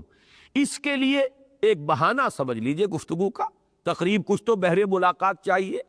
کوئی حکم دینے کے لیے، کوئی ہدایت دینے کے لیے ایک چھوٹا سا واقعہ حضور کی نجی زندگی، عائلی زندگی سے لیا، اور یہ ابدی ہدایت تا قیام قیامت عائلی زندگی کے اندر اس اعتدال کی روش کے لیے اس تصویر کا دوسرا رخ بھی ہمارے سامنے رکھ دیا۔ یا ایھا النبی لما تحرم ما احل اللہ لک تبتغی مرضات ازواجک واللہ غفور الرحیم۔ اللہ غفور ہے، رحیم ہے۔ یعنی اگر احساس ہو جائے کہ واقعی کہیں خطا ہو گئی ہے تو انسان اگر توبہ کرے گا، رجوع کر لے گا تو اللہ غفور اور رحیم ہے۔ خاص طور پر یہاں اس کا تعلق چونکہ حضور کی ذات کے ساتھ ہے، تو چونکہ اس میں کوئی بھی نشوز اللہ کی شریعت کے خلاف کوئی جذبہ تو تھا ہی نہیں، یہ تو صرف ایک جذبہ محمود ہے، اچھا جذبہ ہے جو ذرا حد اعتدال سے بڑھ گیا ہے۔ یہ بات بڑی اہم ہے۔ قرآن مجید کے بہت سے مقامات جن میں الفاظ بظاہر ایسے جیسے حضور پر کچھ گرفت ہو رہی ہے، حضور کو ٹوکا جا رہا ہے، کچھ ملامت کا انداز ہے، وہ بڑے نازک مقامات ہیں قرآن مجید کے۔ ان کی تعبیر کے ضمن میں یہ ایک بہترین اصول ہے، اس کو سامنے رکھیے۔ نبی کی کوئی خطا جانب شر میں نہیں ہوتی، کوئی خطا جانب نفس میں نہیں ہوتی، خطا ہوتی ہے جانب خیر میں، بھلائی ہی میں کوئی تجاوز ہو جاتا ہے، بھلائی میں، نیکی میں، خیر میں حد اعتدال سے تجاوز، ورنہ نفسانیت معاذ اللہ کوئی خطا بربنائے نفسانیت نہیں ہو سکتی۔ جانب شر میں رجحان نہیں ہے نبی کا، ہرگز کوئی سوال ہی پیدا نہیں ہوتا۔ البتہ جانب خیر میں ہو سکتا ہے کہ کہیں اس جذبہ محمود اور اس بھلائی کے جذبے کے اندر حد اعتدال سے تجاوز ہو جائے۔ وہی جو حضرت مسیح کے پیروکاروں میں رہبانیت کا جذبہ برا جذبہ نہیں تھا ان کا، حد اعتدال سے تجاوز کر گیا، ورنہ نیکی کا جذبہ تھا، زہد کا جذبہ تھا، الا ابتغاء رضوان اللہ، اللہ کی رضا جوئی ہی کے لیے کر رہے تھے جو کچھ کر رہے تھے، لیکن یہ کہ حد اعتدال سے تجاوز ہو گیا۔ ظاہر بات ہے کہ نبی کا وہاں تک بھی کوئی امکان نہیں، لیکن کہیں اگر کوئی بھی خطا جسے ہم کہیں گے تو وہ اس درجے میں ہوگی کہ کسی خیر ہی کے اندر کہیں حد اعتدال سے تھوڑا سا تجاوز ہو جائے۔ یہ خطا اور خطا میں زمین و آسمان کا فرق ہے۔ میں نے پہلے بھی کبھی یہ واقعہ سنایا ہے، اب تو ہمارے وہ دوست فوت ہو گئے، میاں منظور الحق صاحب سائی وال والے۔ ایک مرتبہ ان سے گفتگو ہو رہی کہ بڑی پرانی بات ہے، یہ لگ بھگ یوں سمجھیے کہ 30 سال پرانی بات ہے، جب میں سائی وال میں نیا نیا گیا تھا تو تبلیغی جماعت کے ایک بزرگ تھے اس زمانے میں وہاں، ان کا بھی اب انتقال ہو گیا رحمہ اللہ، تحصیلدار فضل محمد صاحب۔ انہوں نے ملازمت چھوڑی، تحصیلداری چھوڑی، تبلیغی جماعت میں ایسے ہمہ تن لگے، پھر گھر بار علیحدہ ختم ہو گیا، بیوی علیحدہ ہو گئی، بچے علیحدہ ہو گئے، ان کے اندر تجرد کی ایک انتہا پہنچ گئی۔ پہلے تو ہمہ وقت ہمہ تن تبلیغ میں لگے، پھر اس سے بھی آگے جا کر تجرد، اور وہ کیفیت ہو گئی کہ انہوں نے کاغان میں ایک جگہ جو ہے کٹیا بنا لی تھی، اور وہ لمبے لمبے چلے کرنے لگے تھے، روزے بڑے کئی متواتر کئی دنوں کے روزے، وہ جو خاص ایک ہے ہمارے ہاں کا ایک نظام، اس میں وہ انتہا کو پہنچ گئے تھے۔ تو ابھی خیر اس انتہا تک بات نہیں پہنچی تھی، وہ اس دور کی بات وہ ہے جبکہ وہ تبلیغی جماعت میں اس طریقے سے گم ہو گئے تھے کہ خاندان بھی ان سے بالکل تعلق منقطع، ہر چیز۔ تو میاں منظور صاحب اب وہ تھے بڑے سیٹھ کاروباری، میرے بڑے دوست تھے، تو ان سے گفتگو ہو رہی تھی تو انہوں نے کہا کہ ڈاکٹر صاحب یہ تو پھر ٹھیک نہیں ہے، یہ تو عدم توازن ہے دین کے اندر، یہ تو پسندیدہ بات نہیں ہے۔ میری ان سے چونکہ بے تکلفی تھی، میں نے کہا میاں صاحب عدم توازن ان کا بھی ہے، عدم توازن آپ کا بھی ہے۔ آپ کے 24 گھنٹوں میں سے 23 گھنٹے دنیا کے اندر لگے ہوئے ہیں، اور آپ جو ہے اس میں کھبے ہوئے ہیں۔ عدم توازن ایک یہ ہے اور ایک یہ ہے، لیکن یہ عدم توازن اس عدم توازن سے تو 100 درجے بہتر ہے کہ ایک شخص جو ہے وہ لگا تو ہے تو وہ دین کے لیے، اللہ کے لیے، اس میں خطا ہو گئی، اس میں تجاوز ہو گیا، اور ایک ہے دنیا میں لگے رہنا، اور اس میں سودی کاروبار بھی ہو رہا ہے، اور اس میں یہ بھی ہو رہا ہے، اس میں وہ بھی ہو رہا ہے، تو یہ عدم توازن جو ہے اس کے مقابلے میں یہ عدم توازن لاکھ گنا بہتر ہے۔ تو یہ تو خاص ان سے میری ایک بے تکلفی تھی، انہوں نے بھی پھر مانا کہ ہاں بات ٹھیک ہے۔ تو عدم توازن تو ہے۔ اسی طرح سمجھیے خطا میں فرق ہے، ایک خطا نفسانیت کی بنیاد پر ہو رہی ہے، ایک خطا جانب شر میں ہے، ایک خطا جانب خیر میں ہے۔ کسی محمود شے میں ضرورت سے زیادہ یا اعتدال سے زیادہ جو ہے انسان کا معاملہ ہو گیا ہے، تو خطا تو اس کو بھی کہیں گے، لیکن اس خطا اور اس خطا میں زمین و آسمان کا فرق ہے، کہاں یہ خطا کہاں وہ خطا۔ تو نبیوں کی خطاؤں کے بارے میں یہ بات اصولی اگر سامنے رہے گی تو آدمی جو ہے دھوکہ نہیں کھائے گا، اور کسی غلط لفظ کو بھی اپنی زبان سے نہیں نکالے گا۔ اور دوسری بات یہ ذہن میں رکھیے، یہ آگے کی آیات کے لیے بہت اہم ہے کہ قرآن مجید میں جب حضور کی اس طرح کی کسی خطا پر، وہ خطا اسی انداز کی جو میں نے عرض کیا، جب گرفت ہوتی ہے تو الفاظ بڑے سخت ہوتے ہیں، ان سخت الفاظ کا ترجمہ کرنا بھی ہم پر جو ہے شاق گزرتا ہے کہ ہم لفظی ترجمہ کرنا پڑتا ہے، اس لیے کہ قرآن کے ساتھ وفاداری کا تقاضا ہے کہ اس کا ٹیکسٹ جو ہے اس کو ہم بدل نہ دیں، ترجمہ تو کرتے ہیں، لیکن جھجکتے جھجکتے کرتے ہیں، زبان لڑکھڑاتی ہے کہ اس کا لفظی ترجمہ بھی ہم نہ کریں۔ لیکن اس میں بھی سمجھ لیجئے کہ اس شدت کا سارا دار و مدار، اس کی پروپورشن جو ہے ہوتی ہے کسی شخصیت کے مقام اور مرتبے کے اعتبار سے۔ میرا اور آپ کا جو مقام ہے ان میں بڑی سے بڑی خطا کے اوپر بھی معمولی سی کوئی روک ٹوک کافی ہو جائے گی، اس لیے کہ ہم سے اس سے زیادہ ایکسپیکٹڈ ہی نہیں ہے۔ لیکن جن کے رتبے ہیں بلند، جن کے رتبے ہیں سوا، ان کی سوا مشکل ہے۔ ایک بڑی عمدہ جو کہاوت عربی زبان کی ہے کہ حسنات الابرار سیئات المقربین، ایک ابرار ہے ایک مقربین ہے۔ جو چیزیں ابرار کے لیے حسنات شمار ہوں گی، مقربین کے لیے ہو سکتا ہے وہ سیئات شمار ہو جائیں، اس لیے کہ ان کے مقام کے اعتبار سے وہ شے جو ہے وہ ان کے مقام کے اعتبار سے فروتر ہے، ہمارے اعتبار سے تو وہ بھی بہت بلند ہے، بہت اونچی ہے۔ تو یہ نسبت و تناسب اگر سامنے نہ رہے تو بھی انسان دھوکہ کھا جاتا ہے، الفاظ غلط استعمال کر بیٹھتا ہے۔ وہ کار پاکا را قیاس بر خود مکن، بڑا پیارا جملہ ہے فارسی کا، ان پاکیزہ ہستیوں کو اپنے اوپر قیاس نہ کر بیٹھو، وہ ان کا مقام جو ہے گر فرق مراتب نہ کنی زندگی، گر حفظ مراتب نہ کنی زندگی، یہ مراتب اور مقامات کے اعتبارات سے ہے، اس کے اعتبار سے ایک لفظ استعمال ہو رہا ہے، جس سے جتنی توقع ہوتی ہے اتنا ہی پھر آپ اس سے اگر کسی معمولی سی بھی کوئی اس سے فروگزاشت ہو جائے تو جب آپ اس سے گفتگو کرتے تو آپ کے اندر سختی ہوگی، وہ اس کے مقام کے اعتبار سے ہے۔ اسے اگر کہیں ہم اپنے پیمانوں سے ناپ کر اور وہ سمجھ بیٹھے تو یہ گویا کہ بہت بڑا انسان کے لیے گمراہی کا ایک سبب بن سکتا ہے۔ فرمایا یا ایھا النبی لما تحرم ما احل اللہ لک تبتغی مرضات ازواجک واللہ غفور رحیم، اللہ غفور ہے، رحیم ہے، ایسی کوئی بڑی بات نہیں ہے، لیکن بہرحال آپ کے مقام بلند سے یہ شے فرو ہے، فروتر ہے، آپ کے شایان شان نہیں، خاص طور پر پھر آپ کا مقام نبوت، آپ کی ہر بات دلیل بنے گی، حجت بنے گی دین کے اندر، اس اعتبار سے بھی بہت زیادہ جو احتیاط ملحوظ رہنی چاہیے۔ قد فرض اللہ لکم تحلۃ ایمانکم، اللہ تعالیٰ نے تمہارے لیے مقرر کر دیا ہے راستہ اپنی قسموں کے کھولنے کا، تحلہ حلال کرنا، کھول دینا، تمہاری قسموں کے کھولنے کا راستہ معین کر دیا ہے۔ اس میں پہلے ایک غلطی کرتا رہا ہوں ترجمے کی، آج میں خاص طور پہ اعتراف کے ساتھ اس کو ریکارڈ کرا رہا ہوں کہ میں ترجمہ یہ کرتا رہا ہوں کہ اللہ نے تمہارے اوپر لازم کر دیا ہے ایسی قسموں کا توڑنا یا کھولنا، یہ ترجمہ صحیح نہیں ہے۔ اگر یہ ترجمہ صحیح ہوتا، اگر ہوتا قد فرض اللہ علیکم تحلۃ ایمانکم، اللہ نے لازم کر دیا، فرض کر دیا تم پر اپنی قسموں کا، ایسی قسموں کا کھولنا، لیکن یہاں قد فرض اللہ لکم، لکم کے لفظ نے جو ہے اس کے اندر بڑا مفہوم بدل دیا ہے، راستہ کھول دیا ہے، اللہ نے مقرر کر دیا ہے شریعت کے اندر ایک ضابطہ کہ اگر کوئی قسم انسان ایسی کھا بیٹھے جسے اگر اس کو کھولنا ہو تو پھر یہ ہے کہ اس کا ایک کفارہ ہے جو اللہ نے مقرر کر دیا ہے۔ جو آیات ابھی ہم نے سورہ مائدہ کی پڑھی تھی اس کے بالکل ساتھ ہی یہ مضمون آ رہا ہے سورہ مائدہ میں۔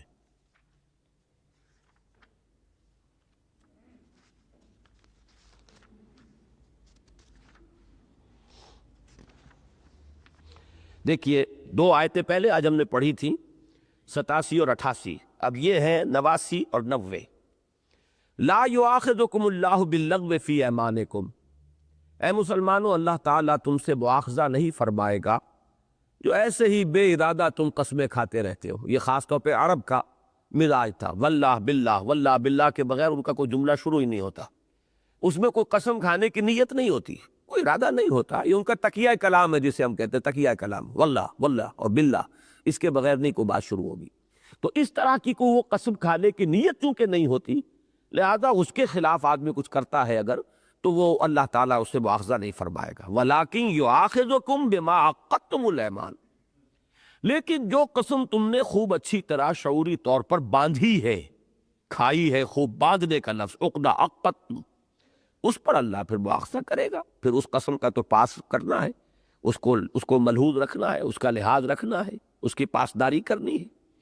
اب اس کے لیے راستہ کھول دیا، فَكَفَّارَتُهُ، ایسی قسم اگر کہیں کھولنی پڑے تو اس کا کفارہ ہے اطعام 10 مساکین من اوسط ما تطعمون اہلیکم او کسوتہم او تحریر رقبہ، اس کا کفارہ ہے 10 مسکینوں کو کھانا کھلانا جو اس اوسط معیار کا ہو جو تم اپنے گھر والوں کو کھلاتے ہو، یا ان کو کپڑا پہنا دینا،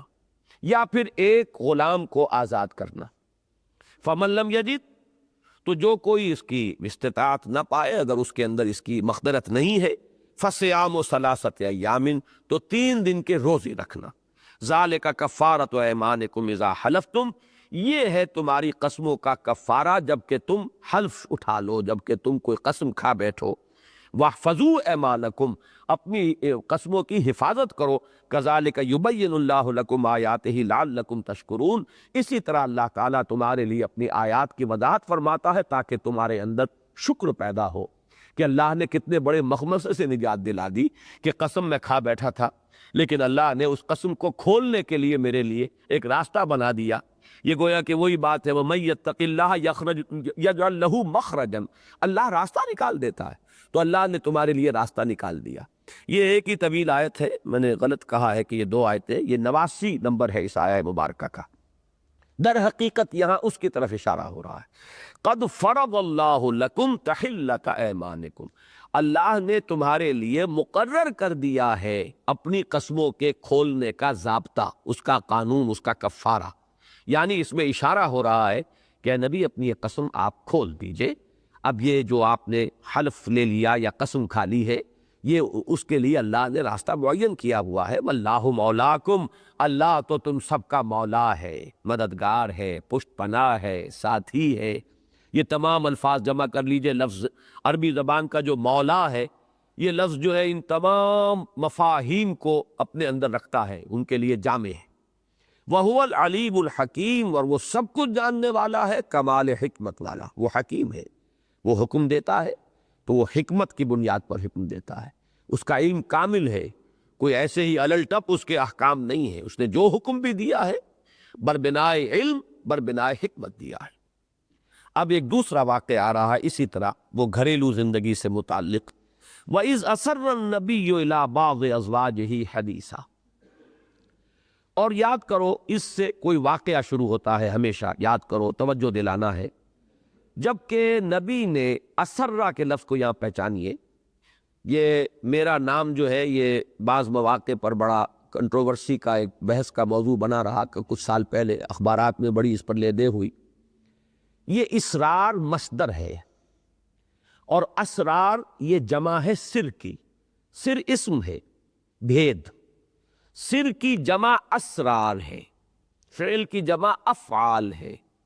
قلم کی جمع اقلام ہے۔ یہ الف کے زبر کے ساتھ جو ہے یہ جمع کا ایک وزن ہے، اور زیر کے ساتھ باب افعال کے صیغے آتے ہیں، باب افعال کے مصدر، اظہار، اسرار، ایمان، اسلام، یہ سب کیا ہے؟ یہ باب افعال کے مصدر ہے۔ تو سر سے جمع اسرار، اور اس سے جو مصدر بنا ہے اسرار، اس کے معنی ہے کسی کو کوئی بات راز کی صورت میں بتانا، خفیہ انداز میں بتانا، چپکے سے بتانا۔ لیکن یہاں یہ بھی میں عرض کر دوں کہ جب میرے اس نام پر بڑی بحث چلی، یہ نام غلط ہے، اسرار ہونا چاہیے، تو خیر میں نے اس کا جواب دیا تھا میثاق میں، وہ پھر میں نے چھاپ بھی دیا تھا، خاصی وہ اخبارات میں چلی تھی، لے دے ہوئی تھی۔ اس زمانے میں نے خاص طور پر لسان العرب جو سب سے بڑی ڈکشنری سمجھیے، ڈکشنری کیا ہے؟ وہ عربی زبان کا انسائکلوپیڈیا ہے، اسے ڈکشنری کہنا غلط ہے، تو میں نے اس کو بھی کنسلٹ کیا، رجوع کیا، تو معلوم ہوا کہ یہ ان شاذ الفاظ میں سے ہے عربی زبان کے جس میں متضاد معنی بیک وقت موجود ہوتے ہیں۔ متضاد معنی، بعض الفاظ عربی زبان کے ایسے ہیں جن میں کہ متضاد معنی بیک وقت موجود ہوتے ہیں۔ تو اسرار کے معنی کسی کو کوئی بات خفیہ انداز میں بتانا بھی ہے، اور علل اعلان بتانا بھی ہے، یعنی اسرار میں اظہار شامل ہے۔ تو میں نے اس وقت لکھا تھا کہ میں تو بہت خوش ہوا کہ میرے والدین نے میرا نام جو ہے اسرار رکھا ہے، چاہے انہیں تو پتہ نہیں ہوگا ان تمام باتوں کا، اور یقیناً پتہ نہیں تھا، لیکن یہ کہ اب یہ بحث چلی تو میں نے جب اس کی جب تحقیق کی تو معلوم ہوا کہ یہ تو بہترین ناموں میں سے ہوا، اس لیے کہ دعوت دین کے یہی دو رخ ہیں۔ آگے ہم 29ویں پارے میں چل کر جب سورہ نوح کا مطالعہ کریں گے تو وہاں جو دعا آئی ہے حضرت نوح علیہ السلام کی، پروردگار میں نے تو اپنی قوم کو خفیہ بھی پکارا، اسررت لہم اسرارا، اعلنت لہم، میں نے اعلانیہ بھی انہیں پکارا ہے تیرے دین کی طرف اور تیری توحید کی طرف، واسررت لہم اسرارا، اور میں نے خفیہ خفیہ ایک ایک کے پاس جا کر علیحدگی میں بھی سمجھانے کی کوشش کی ہے۔ تو اظہار و اسرار دونوں درکار ہے۔ میرے بڑے بھائی کا نام اظہار ہے، میرا نام اسرار ہے، تو اگر وہ نام غلط نہیں ہے، میں نے کہا تھا اظہار احمد نام غلط نہیں ہے تو اسرار احمد بھی غلط نہیں ہے، لیکن یہ تو ایک درجے میں ہوا۔ اس سے زیادہ جو میں نے اللہ کا شکر ادا کیا وہ یہ کہ اسرار میں تو دونوں معنی موجود ہیں، اظہار بھی اس کے مفہوم میں شامل ہے۔ بہرحال اس کو یہاں پہچانیے۔ وَإِذْ أَسَرَّ النَّبِيُّ، باب افعال سے اسر یسر اسرارن، کہ جب کہ خفیہ طریقے پر بطور راز ایک بات بتائی نبی نے اپنی ازواج میں سے کسی کو، الی بعض ازواجہ حدیثا، ایک بات، فلما نبأت بہ، تو جب انہوں نے ان زوجہ محترمہ نے اسے ظاہر کر دیا، حضور نے فرمایا تراز رکھو۔ بعض حضرات نے اس کو جوڑا ہے اسی واقعے کے ساتھ کہ ماریہ قبطیہ کے بارے میں حضور نے جو قسم کھا لی تھی کہ اب میں ان سے کوئی تعلق نہیں رکھوں گا، تو یہ معاملہ تھا اصل میں حضرت حفصہ کے حجرے میں ہوا ہے، وہاں یہ گفتگو ہوئی۔ حضور نے فرمایا اسے رکھنا اپنے تک صرف، اب اس کو کسی اور سے اس کا ذکر نہ کرنا۔ انہوں نے، اب یہ اس کے بھی مختلف پہلو سامنے آئیں گے کہ ازواج مطہرات میں صرف سوکناپا نہیں تھا بلکہ کس قدر گہری محبت بھی تھی آپس میں کہ انہوں نے یہ بات حضرت عائشہ کو بھی بتا دی۔ ایک یوں سمجھیے کہ باہمی اعتماد کی انتہا ہے، وہ سوکناپے ہی والی بات نہیں ہے بلکہ ان کے مابین بڑی محبت اور باہمی اعتماد کی فضا بھی تھی، وہ بات بتا دی۔ اور جیسے کہ عام طور پر ہوتا ہے، یہ عام انسانی کمزوریوں میں سے ہے کہ میرے پاس کوئی راز ہے تو دیکھیے میں آپ سے کہہ رہا ہوں کسی اور سے نہ کہیے گا، اب آگے آپ بھی یہی کہیں گے کسی سے، دیکھیں یہ بات میں آپ سے کہہ رہا ہوں کسی اور سے نہ کہیے گا، اور ہوتے ہوتے یہ ہوتا ہے کہ وہ کوئی لمبا چکر کاٹ کے پھر آپ تک آ جاتی ہے۔ معلوم ہوا کہ وہ یہ ہمارے عام معاملات جو ہیں انسانی اس میں سے، یہاں تو وہ مسئلہ نہیں ہے، لیکن حضور نے اپنی زوجہ محترمہ سے، اگر وہی روایت سمجھی جائے تو حضرت حفصہ سے جب یہ بات فرمائی کہ دیکھو یہ راز ہے، میں وعدہ کرتا ہوں، قسم کھاتا ہوں، اب میں ماریہ سے کوئی تعلق نہیں رکھوں گا، لیکن یہ کہ اسے اپنے تک رکھنا۔ ہو سکتا ہے کہ واقعہ کوئی اور ہو، یہ میں نے عرض کر دیا کہ یہ بعض حضرات کے نزدیک اسی واقعے کا ضمیمہ ہے یہ۔ فلما نبأت بہ، تو جب انہوں نے اسے ظاہر کر دیا، وَأَظْهَرَهُ اللَّهُ عَلَيْهِ، اور اللہ نے غالب کر دیا اپنے نبی کو اس پر، یعنی اللہ نے وہ بات کھول دی اپنے نبی پر، ظاہر کر دی، اظہرہ اللہ علیہ، حضور صلی اللہ علیہ وسلم پر منکشف فرما دی بات۔ عرف بعضہ عارف عن بعض، اعرض عن بعض، اب حضور نے چونکہ باز پرس کرنی تھی کہ یہ تم نے کیا کیا، میں نے تو تم سے راز کی بات کہی تھی، لیکن یہ کہ اس میں بھی حضور کا ایک اسوہ آ رہا ہے۔ ایک ہوتا ہے کہ صرف اشارے کے نائے سے بتا دینا کہ ہمیں معلوم ہو گیا ہے کہ تم وہ راز نہیں رکھ سکی، ایک ہوتا ہے پوری بات جو ہے وہ پورے ٹھوک بجا کر کسی کے اوپر دے مارنا، تو یہاں معلوم ہوتا کہ حضور نے کنایے سے بات کی۔ عرف بعض، اس کا بعض تو واضح کر دیا، وَأَعْرَضَ عَن بعض، اور بعض سے اعراض کیا، چھپا لیا، یعنی کنائے اشارے میں یہ بات آپ نے اپنی ان زوجہ محترمہ کے سامنے واضح کر دی کہ وہ بات جو ہے پہنچ گئی ہم تک کہ تم وہ بات راز نہیں رکھ سکیں۔ فلما نباہا بہ، تو جب حضور نے، اب یہاں پہ نبا کہتے خبر کو، نبا ینبئ تنبیئن، ایک ہے تنبیہ متنبہ کرنا، اس میں ہوتا ہے زجر ڈانٹ، ایک ہے تنبیہ حمزہ کے ساتھ۔ اب عربی زبان میں تو یہ زمین و آسمان کے فرق واقع ہو جاتے ہیں، یہ حمزہ ہے کہ ہاں ہے، اردو میں ہم بولتے ہوئے تنبیہ اور تنبیہ اس میں فرق نہیں کریں گے۔ نبا ینبئ تنبیئن، باب تفریل، نبا کے معنی خبر، باخبر کر دینا، بتا دینا، جتا دینا، اور وہ تنبیہ جو ہے وہ تو در حقیقت انتباہ جس سے بنا ہے، وارن کرنا، وہ بالکل دوسری بات ہے۔ فلما نبأہا بہ، تو جب حضور صلی اللہ علیہ وسلم نے اس خبردار کر دیا انہیں اس بات پر، قالت من انبأک ھذا، اب دیکھیے یہ بھی ایک بڑا فوری سا رد عمل ہوتا ہے، اس میں کوئی بہت غور و فکر والی بات نہیں ہے، فوراً آدمی آپ کو کس نے بتایا؟ اب یہ ان کے سامنے بات آئی، فوراً جواب جو ہے، اگر یہ معاملہ وہی ہے تو حضرت حفصہ گویا کہ یہاں پر مراد ہے کہ انہوں نے بجائے اس کے کہ اس پر ایک ندامت کا احساس ہوتا، انہوں نے الٹا جیسے کہ ہوتا ہے جس کو آپ اپنے محاورے چبک کر کوئی بات کہنا، کہ اس انداز میں بات، من انبأک ھذا، آپ کو کس نے بتائی یہ بات؟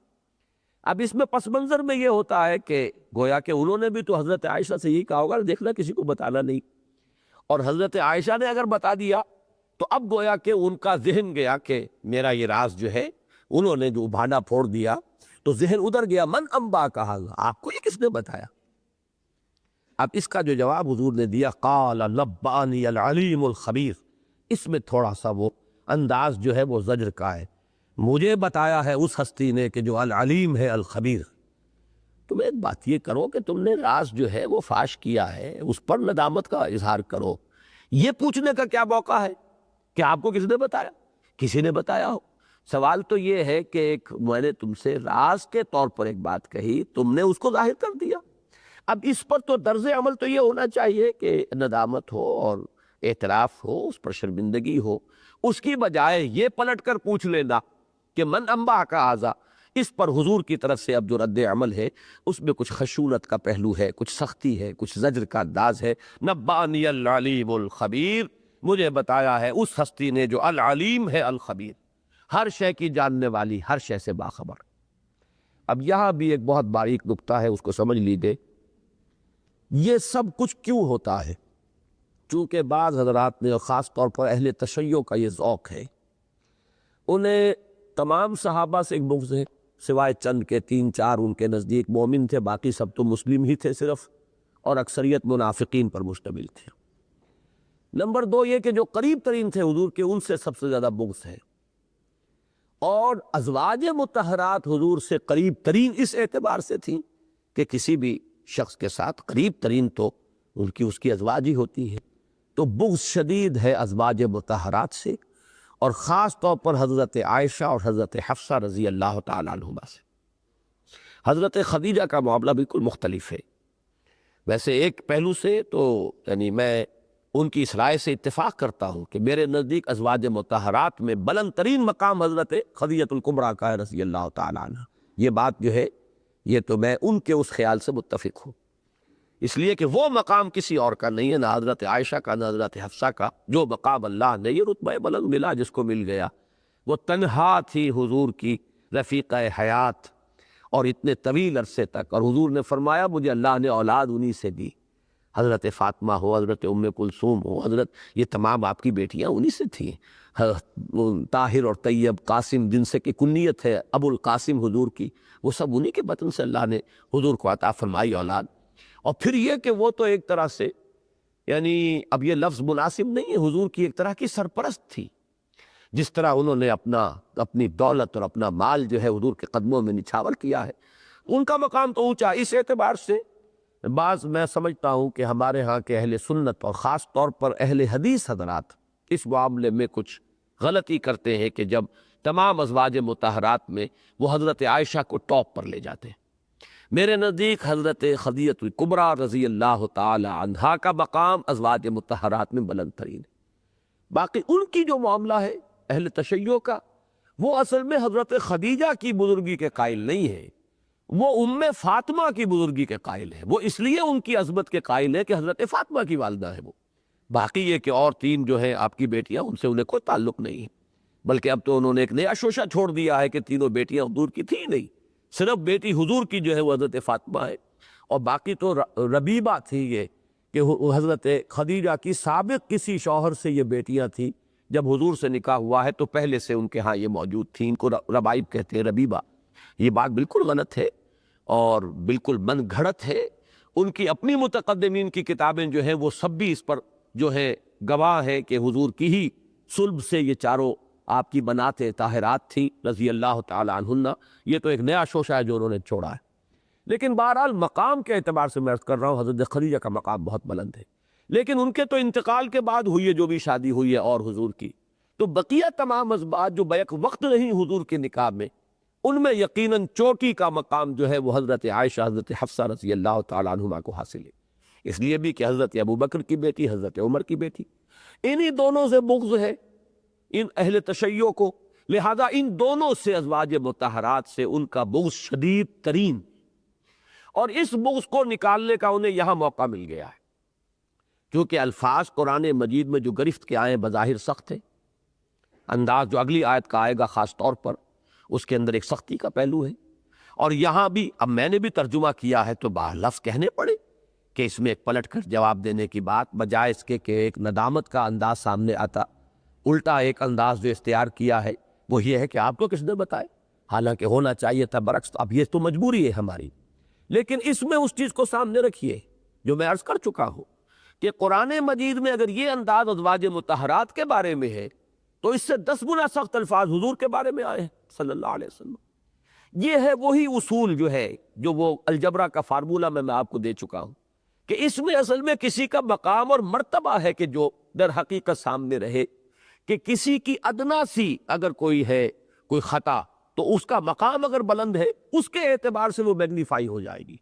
اس کا جب تذکرہ ہوگا تو اسی طرح شدت کے ساتھ ہوگا، لیکن اس کو عام اور الفاظ کے ظاہر کے اوپر محمول کر لینا یہ در حقیقت ہماری کجی ہوگی ذہن کی، اور جنہوں نے بھی یہ شکل اختیار کی ہے یقیناً ان کے ذہن کی اور ان کے مزاج کی، ان کی طبیعت کی کجی کی علامت ہے۔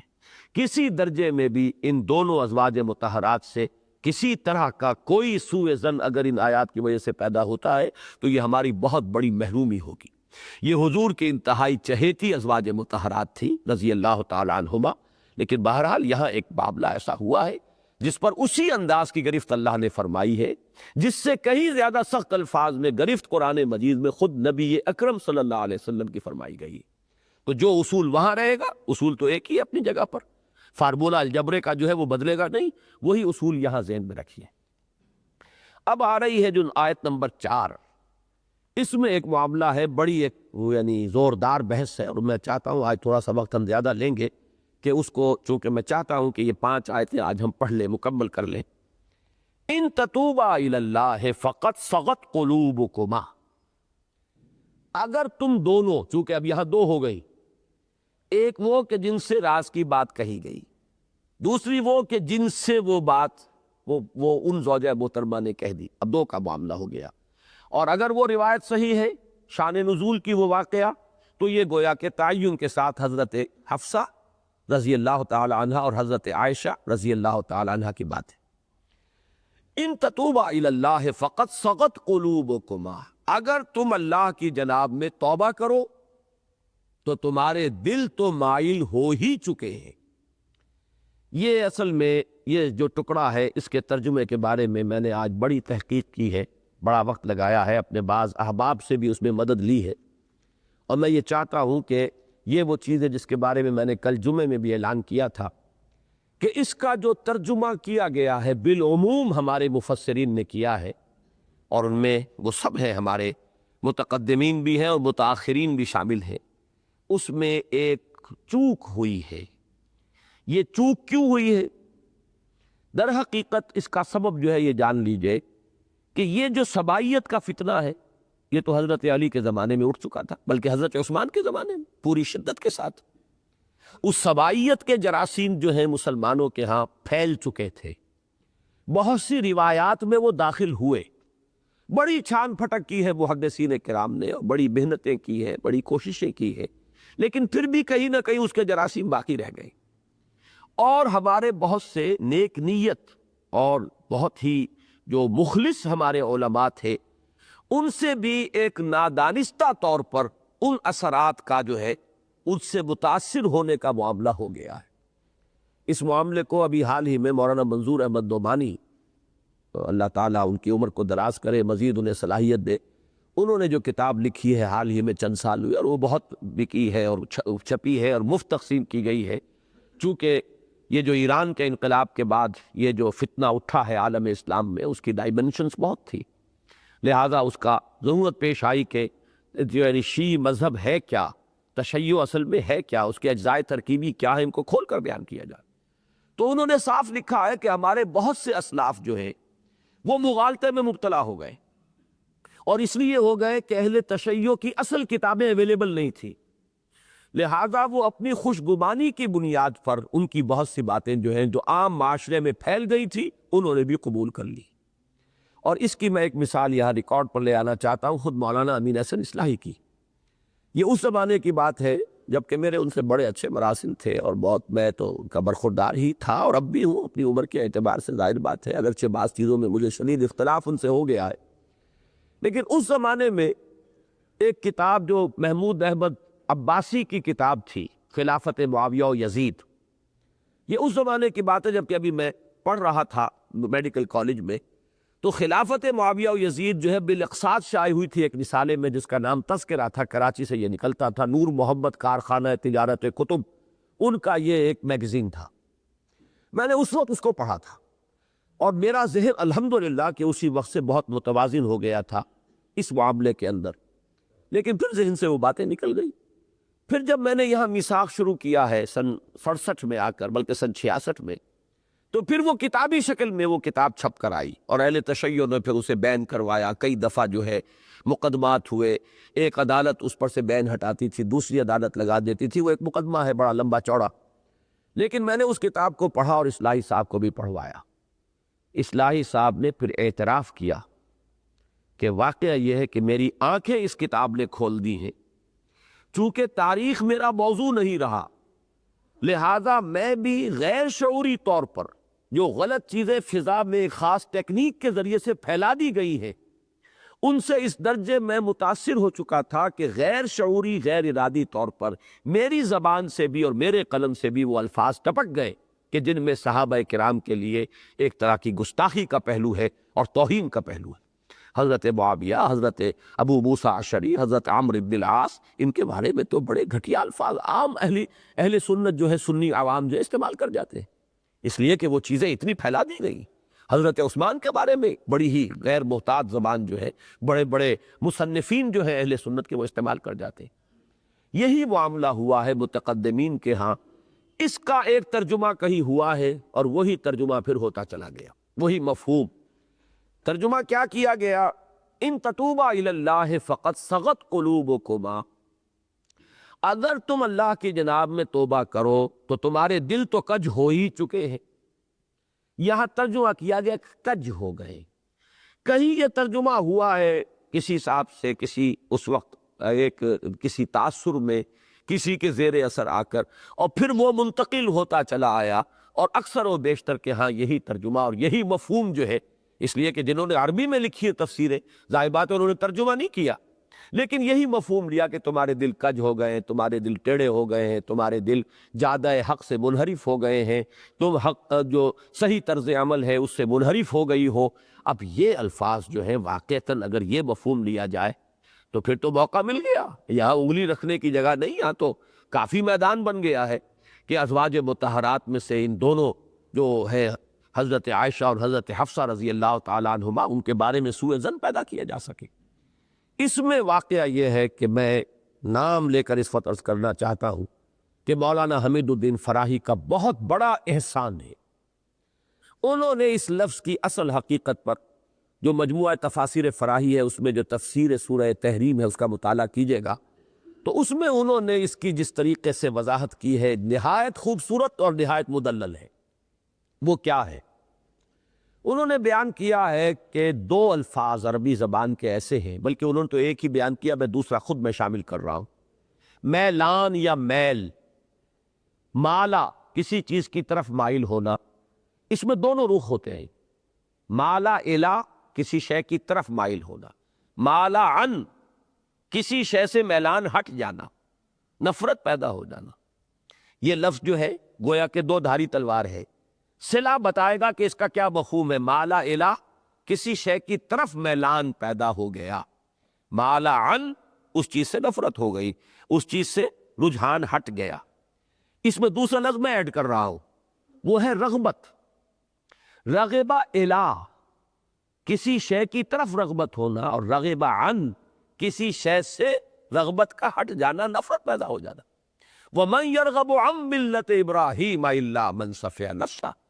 کون شخص ہوگا جو ملت ابراہیم سے رغبت کر جائے، یعنی اس سے نفرت کرے، اس سے ہٹ جائے۔ اسے انحراف کرے سوائے اس کے کہ جو اپنے آپ کو حماقت میں مبتلا کر چکا ہو۔ وَمَن يَرْغَبُ عَن مِّلَّةِ إِبْرَاهِيمَ إِلَّا مَن سَفِهَ نَفْسَهُ، لفظ رغبت ہے، اردو میں ہم رغبت صرف ایک ہی سینس میں استعمال کرتے ہیں، کسی چیز کی طرف رغبت۔ عربی میں الا اور عن زمین و آسمان کا فرق کر دیں گے، رغب الا رغب عن، اسی طرح مالا الا مالا عن۔ عربی اردو میں میلان کا لفظ ہم لاتے ہیں میلان، لیکن وہ ایک ہی معنی میں لاتے ہیں، وہ الا کے لفظ کے ساتھ، الا کے صلے کے ساتھ جو عربی میں ہے۔ اب اس کے بعد انہوں نے ایک بحث اٹھائی ہے کہ کچھ اور الفاظ ہیں کہ جو مالا اور رغبہ عن کے مفہوم میں آتے ہیں، اور کچھ اور الفاظ ہیں جو مالا اور رغبہ الا کے مفہوم میں آتے ہیں، وہ یک طرفہ ہیں۔ ان میں سے مثلاً ایک زیغ ہے، زیغ کے معنی کجی ہے، وہ لفظ جس کا ترجمہ عام طور پر میں ترجمے آپ کو سناؤں گا، اکثر لوگوں نے یہاں لفظ کجی کر دیا ہے۔ جور ہے، ارعوا ہے، انحراف ہے، کسی شے سے ہٹ جانا، دور پلٹ جانا۔ اس کے برعکس مالا الا یا رغبہ الا کے مفہوم میں فے کا لفظ ہے، توبہ ہے، توبہ الا۔ صغو جس سے یہ لفظ بنا ہے، سغت قلوبکما، یہ بھی کسی شے کی طرف میلان کے لیے آتا ہے، کسی شے سے میلان ہٹانے کے لیے نہیں آتا۔ انحراف، یہ بھی کسی شے سے جو ہے انحراف نہیں بلکہ التفات، یہ انحراف کے مقابلے میں کسی شے کی طرف ملتفت ہو جانا۔ تو گویا کہ دو لفظ تو وہ ہوئے کہ جو دونوں طرف جا رہے ہیں، وہاں تو الا اور عن جو ہے وہ معین کریں گے کہ اس کا مفہوم، اس کا ترجمہ یہاں کیا ہوگا، مالا الا مالا عن، رغب الا رغب عن۔ لیکن چار چار الفاظ وہ ہیں جو صرف الا کے مفہوم میں آئے یا عن کے مفہوم میں آئے۔ زیغ، جور، ارعوا، انحراف، یہ عن کا مفہوم لیتے ہیں، اور فے، توبہ، صغو اور التفات یہ مالا الا کے معنی میں ہے۔ اب یہاں آیا ہے فقط صغت قلوبکما، تمہارے دل تو مائل ہو ہی چکے ہیں۔ یہ ہے اصل بات کہ جو یہاں پہ ترجمانی اس کی ہونی چاہیے۔ اور اس میں پھر دوسری بات جو کہی ہے فراہی صاحب نے رحمہ اللہ، اور جزاہ اللہ عنا ان جمیل مسلمین والمسلمات جزان جزیلا، وہ اللہ تعالیٰ انہیں جزا عطا فرمائے۔ دوسری بڑی عمدہ بات انہوں نے کہی ہے کہ کنسٹرکشن ہوتی ہے جملے کی، جیسے آپ کو معلوم ہے انگریزی میں نو سونر دین، اب ایک خاص کنسٹرکشن ہوگی اس کی، یہ الفاظ جہاں آئیں گے ایک خاص کنسٹرکشن اس جملے کی آپ کو لانی پڑے گی لامحالہ۔ اسی طریقے سے یہ جب ان اور فقد آتا ہے تو ان کے بعد جب فقط آئے گا، فقد، تو اس کے معنی یہ ہوتے اگر تم یہ کرو تو یہ تمہارے شایان شان ہے، اگر تم یہ کرو تو تمہارا دل تو اس کی طرف مائل ہو ہی چکا ہے۔ جیسے ہم کسی سے کہتے ہیں میاں تھوڑی سی محنت کرو، تو ذہانت تو اللہ نے تمہیں دے ہی رکھی ہے، تم محنت نہیں کر رہے ورنہ ذہانت ہے، تم اگر ذرا سی محنت کرو تو صلاحیت تمہارے اندر ہے، ذرا سی ہمت کرو تو استعداد تمہارے اندر ہے۔ یہ جو ہوتا اگر اور اس کے بعد تو، اگر یہ کرو تو یہ تو ہے ہی، اگر تم یہ کام کرو تو یہ تو تمہارے لیے بات تیار ہو ہی چکی ہے۔ یعنی کسی کام کی تسہیل اور تمہید آتی ہے جبکہ ان کے ساتھ شرط آئے اور پھر فقط کے ساتھ اس کی جزا آئے۔ ان تتوبا الی اللہ فقد صغت قلوبکما، اگر تم اللہ کی جناب میں توبہ کرو تو تمہارے دل تو اس کی طرف مائل ہو ہی چکے ہیں، یہ اس کا ترجمہ کیا جائے گا۔ اور تیسری بات جو ہے اس کا اضافہ کیا مولانا اصلاحی صاحب نے کہ ایک نفسیاتی حقیقت کو اگر سامنے رکھا جائے تو یہ ہوتا ہے بسا اوقات آپ کے دل میں تو ایک احساس پیدا ہو چکا، لیکن کوئی شے زبان پر لانے سے روک رہی ہے، ہچکچاہٹ ہے، آپ کو واضح ہو چکا ہے آپ پر کہ آپ کی غلطی ہے، لیکن کوئی عزت نفس آپ کو روک رہی ہے، تو آپ کہیں گے بھائی بات اعتراف کر لو، دل میں تم مان چکے ہو، تم اعتراف کرو کہ مجھ سے خطا ہوئی ہے،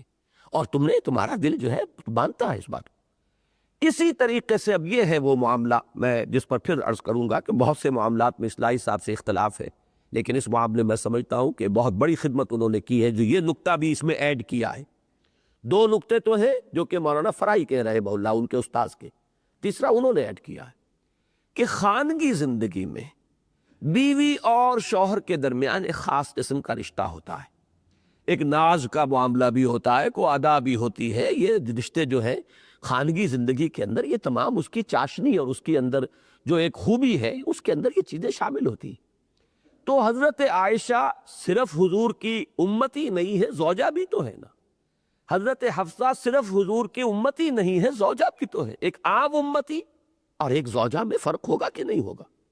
اسی طریقے سے حضرت حمزہ حضور کے امتی بھی ہے، چچا بھی تو ہے۔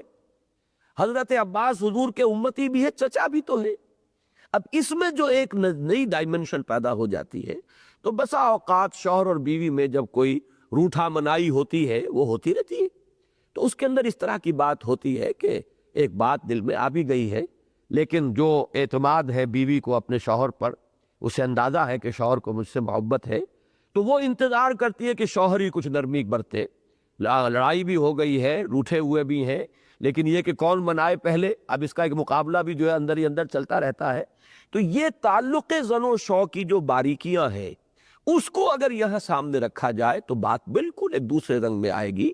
کہ ان تتوبا الی اللہ فقط صغت قلوبکما، اگر تم اللہ کی جناب میں واضح طور پر توبہ کرو، اعتراف کرو خطا ہوئی ہے، غلطی ہوئی ہے، تو تمہارے دل تو مائل ہو ہی چکے ہیں، دلوں میں تو تمہیں احساس ہو چکا ہے کہ تم سے خطا ہوئی ہے۔ یہ ہے اس کی ترجمانی جو صحیح ترین ہے، اور اللہ تعالیٰ انہیں اجر دے کہ جنہوں نے اس قدر مدلل انداز میں اس بات کو واضح کیا، جس سے کہ ازواج مطہرات اور ان میں دو چوٹی کی، سب سے چوٹی پر تو ایک ہی ہے میرے نزدیک، وہ حضرت خدیجہ الکبریٰ ہے، لیکن پھر ان کے بعد جو چوٹی ہے اس پر دو ہیں، یہ حضرت حفصہ اور حضرت عائشہ۔ ان سے سوء ظن سے انسان کو نجات ملتی ہے، اور ترجمانی اس کی یہ ہوگی فَإِن وَإِن تَتُوبَا إِلَى اللَّهِ فَقَدْ صَغَتْ قُلُوبُكُمَا، اگر تم اللہ کی جناب میں توبہ کرو تو تمہارے دل تو اس کی طرف مائل ہو ہی گئے۔ اب میں ذرا آپ کو ترجمے سناتا ہوں۔ یہ ترجمہ بہت ہی خوبصورت مولانا احمد علی لاہوری نے بھی کیا، الحمدللہ۔ ورنہ تمہارے دل تو مائل ہو ہی چکے ہیں، یہ ہے اصل ترجمہ، صحیح ترجمہ۔ دل تو مائل ہو چکے، ذرا زبان رک رہی ہے،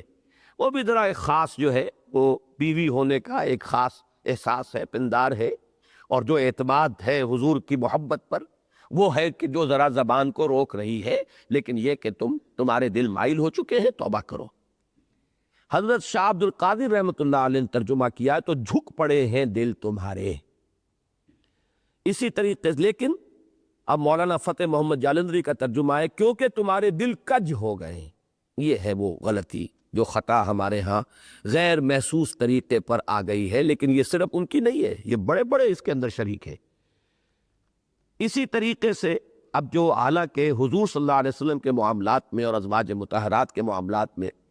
ظاہر بات ہے کہ احمد رضا خان بریلوی یہ بہت محتاط ہیں، اور بلکہ بعض جگہ پر تو ان چیزوں کے لیے وہ کچھ میں سمجھتا ہوں کہ بہت ہی زیادہ جو ہے اس معاملے کو کھینچ لے کے جاتے ہیں، لیکن یہاں انہوں نے بھی ترجمہ وہی کیا ہے۔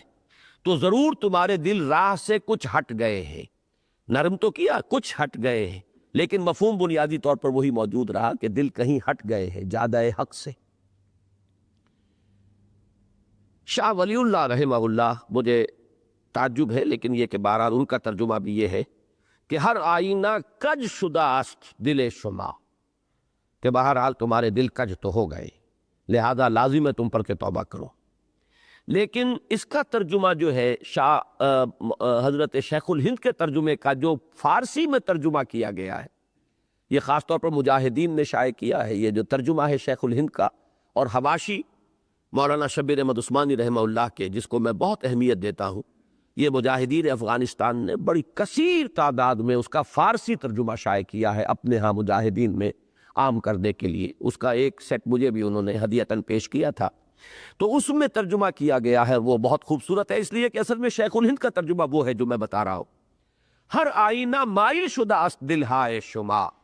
تمہارے دل مائل تو ہو چکے ہیں، وہ بات، یہ میلان جو ہے خیر کی طرف آ چکا ہے تمہارے دلوں میں، ذرا ایسے ہی تم اعتراف کے اندر ذرا ابھی کچھ تمہیں باک ہے یا جھجک ہے، اس جھجک کو اٹھاؤ، اعتراف کر لو۔ اور ہمارے ڈاکٹر عثمان صاحب نے، جو ہمارے ساتھی ہیں تنظیم کے بھی اور انجمن میں بھی ہیں، اور انہوں نے قرآن فاؤنڈیشن ٹرسٹ قائم کیا ہے، انہوں نے جو الکتاب جو F A F S C کے طلباء کو وہ دیتے ہیں، جو اچھے ڈویژن سے پاس کریں تو مفت ہدیتاً دیتے ہیں، اس میں بھی یہی ترجمہ کیا ہے صحیح، تمہارے دل تو، اور پھر بریکٹ میں، خدا کی طرف مائل ہی ہے۔ ان تتوبا الی اللہ فقد صغت قلوبکما، اگر تم توبہ کرو اللہ کی جناب میں تو تمہارے دل تو خدا کی طرف مائل ہی ہے۔ یہ وہی مضمون۔ میں کچھ اور ترجمے بھی آپ کو سنانا چاہتا ہوں۔ شیخ الہند کا اور شاہ عبد القادر رحمہ اللہ کا ترجمہ وہی ہے، تو جھک پڑے ہیں دل تمہارے، لیکن کجی کا لفظ استعمال نہیں کیا انہوں نے۔ الحمدللہ کہ کجی یا زیر یا کہیں ہٹنا، منحرف ہونا، جادہ حق سے ہٹ جانا، یہ الفاظ یہاں نہیں آئے۔ لیکن میں حیران ہوا ہوں کہ ترجمہ عبد الحق حقانی رحمہ اللہ کا بھی یہی ہے، ورنہ تمہارے دل تو ماہل ہو ہی گئے ہیں۔ اس ترجمے کے ہوتے ہوئے بھی اگر ہمارے اس دور کے اردو مترجمین جو ہے اگر وہ دوسرا رخ اختیار کرتے ہیں تو میں سمجھتا ہوں کہ اس میں پھر کوتاہی کو دخل ہوگا۔ معلوم ہوا کہ دوسرا ترجمہ جو ہے وہ موجود تھا، وہ بھی ہمارے ہاں موجود تھا۔ میں اس کے خاص طور پہ اس بات کا ذکر کر رہا ہوں اس لیے کہ مجھے ایک بات کہنی ہے آج۔ مجھے بڑی خوشی ہوئی کہ انگریزی کے تینوں تراجم کے اندر یہی مفہوم ہے جو صحیح ہے۔ چنانچہ عبداللہ یوسف علی کا ترجمہ ہے Your hearts are indeed so inclined۔ اگر تم توبہ کرو تو Your hearts are indeed so inclined، تمہارے دل تو اس کی طرف غالب ہو ہی چکے ہیں، توبہ کی طرف۔ صرف یہ زبان سے لفظ کہہ دینا جو I'm sorry، یہ کہنا جو ہے بڑی جرت کی بات ہوتی ہے، بس ذرا اس میں جھجک ہو رہی ہے، اور وہ بھی اس لیے کہ وہ ایک خاص تعلق ہے، زن و شو کا رشتہ ہے، اس کی وجہ سے۔ پھر ایک ترجمہ محمد محسن خان، ڈاکٹر محسن خان تھے کہ جو پاکستانی ہے لیکن اب وہ عرب میں اس کی شہریت اختیار کر چکے ہیں، ٹی بی اسپیشلسٹ کی حیثیت سے گئے تھے سعودی عرب سروس میں، لیکن پھر وہ سب ڈاکٹری واکٹری چھوڑ کر انہوں نے عربی پڑھی، ترجمہ کیا قرآن مجید کا انگریزی میں، پھر بخاری شریف کا پورا ترجمہ انگریزی میں کیا ہے۔ اللہ نے بڑی انہیں ہمت دی ہے، اور اس ترجمے کی پھر تصویر جو ہے تقی الدین ہلالی صاحب نے کی ہے، یہ عالم عرب کے ایک بہت بڑے فاضل تھے، انہوں نے بھی یہی ترجمہ کیا Your hearts are indeed so inclined۔ مولانا عبد الماجد دریابادی جو مولانا اشرف علی تھانوی رحمہ اللہ کے وہ حلقہ ارادت میں بھی تھے، ان سے بیعت تھے، اور انہوں نے اصل میں مولانا تھانوی رحمہ اللہ ہی کا ترجمہ جو ہے بنیادی طور پر اختیار کیا، انہوں نے بھی یہی ترجمہ کیا Surely your hearts are so inclined۔ لیکن وہ محمد اسد جو ہے لیوپولڈ ویس جن کا نام ہے، انہوں نے بالکل برعکس دوسرا ترجمہ کیا ہے For the hearts of both of you have severed from what is right۔ تم دونوں کے دل جو ہے اس راستے سے ہٹ گئے ہیں اور کٹ گئے ہیں کہ جو صحیح ہے۔ تو یہ دو انتہا کی باتیں تھیں، میں نے چاہا پوری تفصیل کے ساتھ، ویسے اور بھی میرے پاس تراجم ہے لیکن میں ان کا ذکر نہیں کرنا چاہتا، لیکن اس میں خطا ہوئی ہے اور خطا بڑے بڑے لوگوں سے ہو گئی ہے، اور اس کا سبب جو میری سمجھ میں آتا ہے وہ یہی ہے کہ ہماری تاریخ کے بالکل ابتدائی دور ہی میں وہ سبائی فتنہ اس تیزی کے ساتھ پھیل گیا تھا، اس نے اس طرح نفوذ کر لیا تھا کہ غیر شعوری طور پر، غیر ارادی طور پر بھی ہمارے بڑے بڑے لوگوں سے بھی کچھ معاملات کے اندر چوک ہو گئی ہے۔ میں نے اصلاحی صاحب کی بات مکمل نہیں کی کہ انہوں نے جب میں نے وہ کتاب پڑھوائی تھی انہیں، اور انہوں نے اعتراف کیا کہ میری آنکھیں کھل گئی ہے، پھر باقاعدہ ایک اعلان میں نے ان سے لکھوا کر میثاق میں شائع کرایا، توبہ نامہ، کہ مجھ سے بھی بے شعوری میں اور کچھ اثرات جو ہمارے معاشرے کے اندر ہیں، عام ہو گئی ہیں چیزیں، میری زبان اور قلم سے بھی کچھ گستاخی کے کلمات ٹپک گئے ہیں، میں آج ان سب سے رجوع کرتا ہوں اور توبہ کرتا ہوں اللہ کی جناب میں کہ صحابہ کرام میں سے کسی کے ساتھ اگر کوئی اس طرح کا معاملہ میں نے کیا ہے تو اللہ تعالیٰ مجھے معاف فرمائے، اور یہ میں نے میثاق میں باقاعدہ اعلان شائع کرا۔ بہرحال اب اس آیت میں آگے بڑھیے، ان تتوبا الی اللہ فقد صغت قلوبکما، بلکہ میرا یہ خیال ہے کہ آج ہمیں درس تو یہیں ختم کرنا ہوگا۔ البتہ میں ایک بات تھوڑے سے وقت میں اور آپ سے عرض کر دوں، اس معاملے میں مجھے مولانا مودودی صاحب سے شدید شکایت ہے اور شدید رنج ہے کہ انہوں نے اس معاملے میں وہی رخ اختیار کیا، اور صرف وہ رخ اختیار کرتے تو مجھے اتنی شکایت نہ ہوتی جب اگر شاہ ولی اللہ نے کیا ہے، اور کسی اور نے بھی اگر وہ انداز اختیار کر لیا ہے تو مولانا مودودی سے بھی اگر ہو گئی فروگزاشت تو میں اسے فروگزاشت ہی کے درجے میں رکھتا۔ لیکن مجھے ایک چیز عجیب نظر آئی ہے آج، میں نے خاص جب تحقیق کی ہے اس آیت کے بارے میں، انہوں نے اپنے حواشی میں شاہ ولی اللہ کے ترجمے کا ذکر کیا، انہوں نے شاہ رفیع الدین کے ترجمے کا بھی ذکر کیا، ان دونوں کے ترجمے کا تو ذکر کیا جس میں کجی کا لفظ آیا ہے، لیکن شاہ عبد القادر کے ترجمے کا ذکر نہیں کیا جس میں کجی کا لفظ نہیں آیا۔ اب یہ جو انتخاب ہے کہ ایک شے کو اختیار کرنا ایک کو نہ کرنا، حالانکہ شاہ ولی اللہ دہلوی رحمۃ اللہ علیہ کے یہ دو صاحبزادے جو ہیں، شاہ عبد القادر، شاہ رفیع الدین، دونوں چوٹی کے مترجم ہیں اور وہی سب سے زیادہ مستند مترجم مانے گئے ہیں۔ شاہ عبد القادر کا ترجمہ جو ہے اس کو مانا گیا ہے کہ وہ بامحاورہ ہے، شاہ رفیع الدین کا لفظی ترجمہ ہے، لیکن یہ ہے کہ مستند ترین ترجمے وہی۔ تو اگر شاہ ولی اللہ کا بھی ان کی نگاہ میں آیا اور شاہ رفیع الدین کا بھی آیا تو شاہ عبد القادر کا کیوں نہیں آیا، جنہوں نے اس سے ہٹ کر ترجمہ جو ہے اختیار کی؟ یہ پک اینڈ چوز جو ہے یہ در حقیقت دلالت کرتا ہے کہ وہ اصل میں زیر اثر ہیں کسی غلط تصور اور غلط فکر کے۔ اور اسی میں مجھے یاد آیا ہے کہ حضرت عثمان کے بارے میں رضی اللہ تعالی عنہ خلافت و ملوکیت نامی کتاب میں بالکل اسی کی ایک مثال موجود۔ تاریخ کی کتابوں میں ایک واقعہ یوں درج تھا اور ہے اب بھی کہ ایک جنگ سے مال غنیمت آیا، 5 لاکھ درہم کا مال غنیمت۔ حضرت عثمان نے وہ سارا کا سارا اپنے سالے مروان ابن حکم کو بخش دیا۔ بس یہ واقعہ بھی ہبہ کرتی۔ اب صرف اس واقعے کو درج کرنے کا مطلب کیا ہے؟ حضرت عثمان نے خیانت کی، وہ مال غنیمت ان کی جاگیر تو نہیں تھا،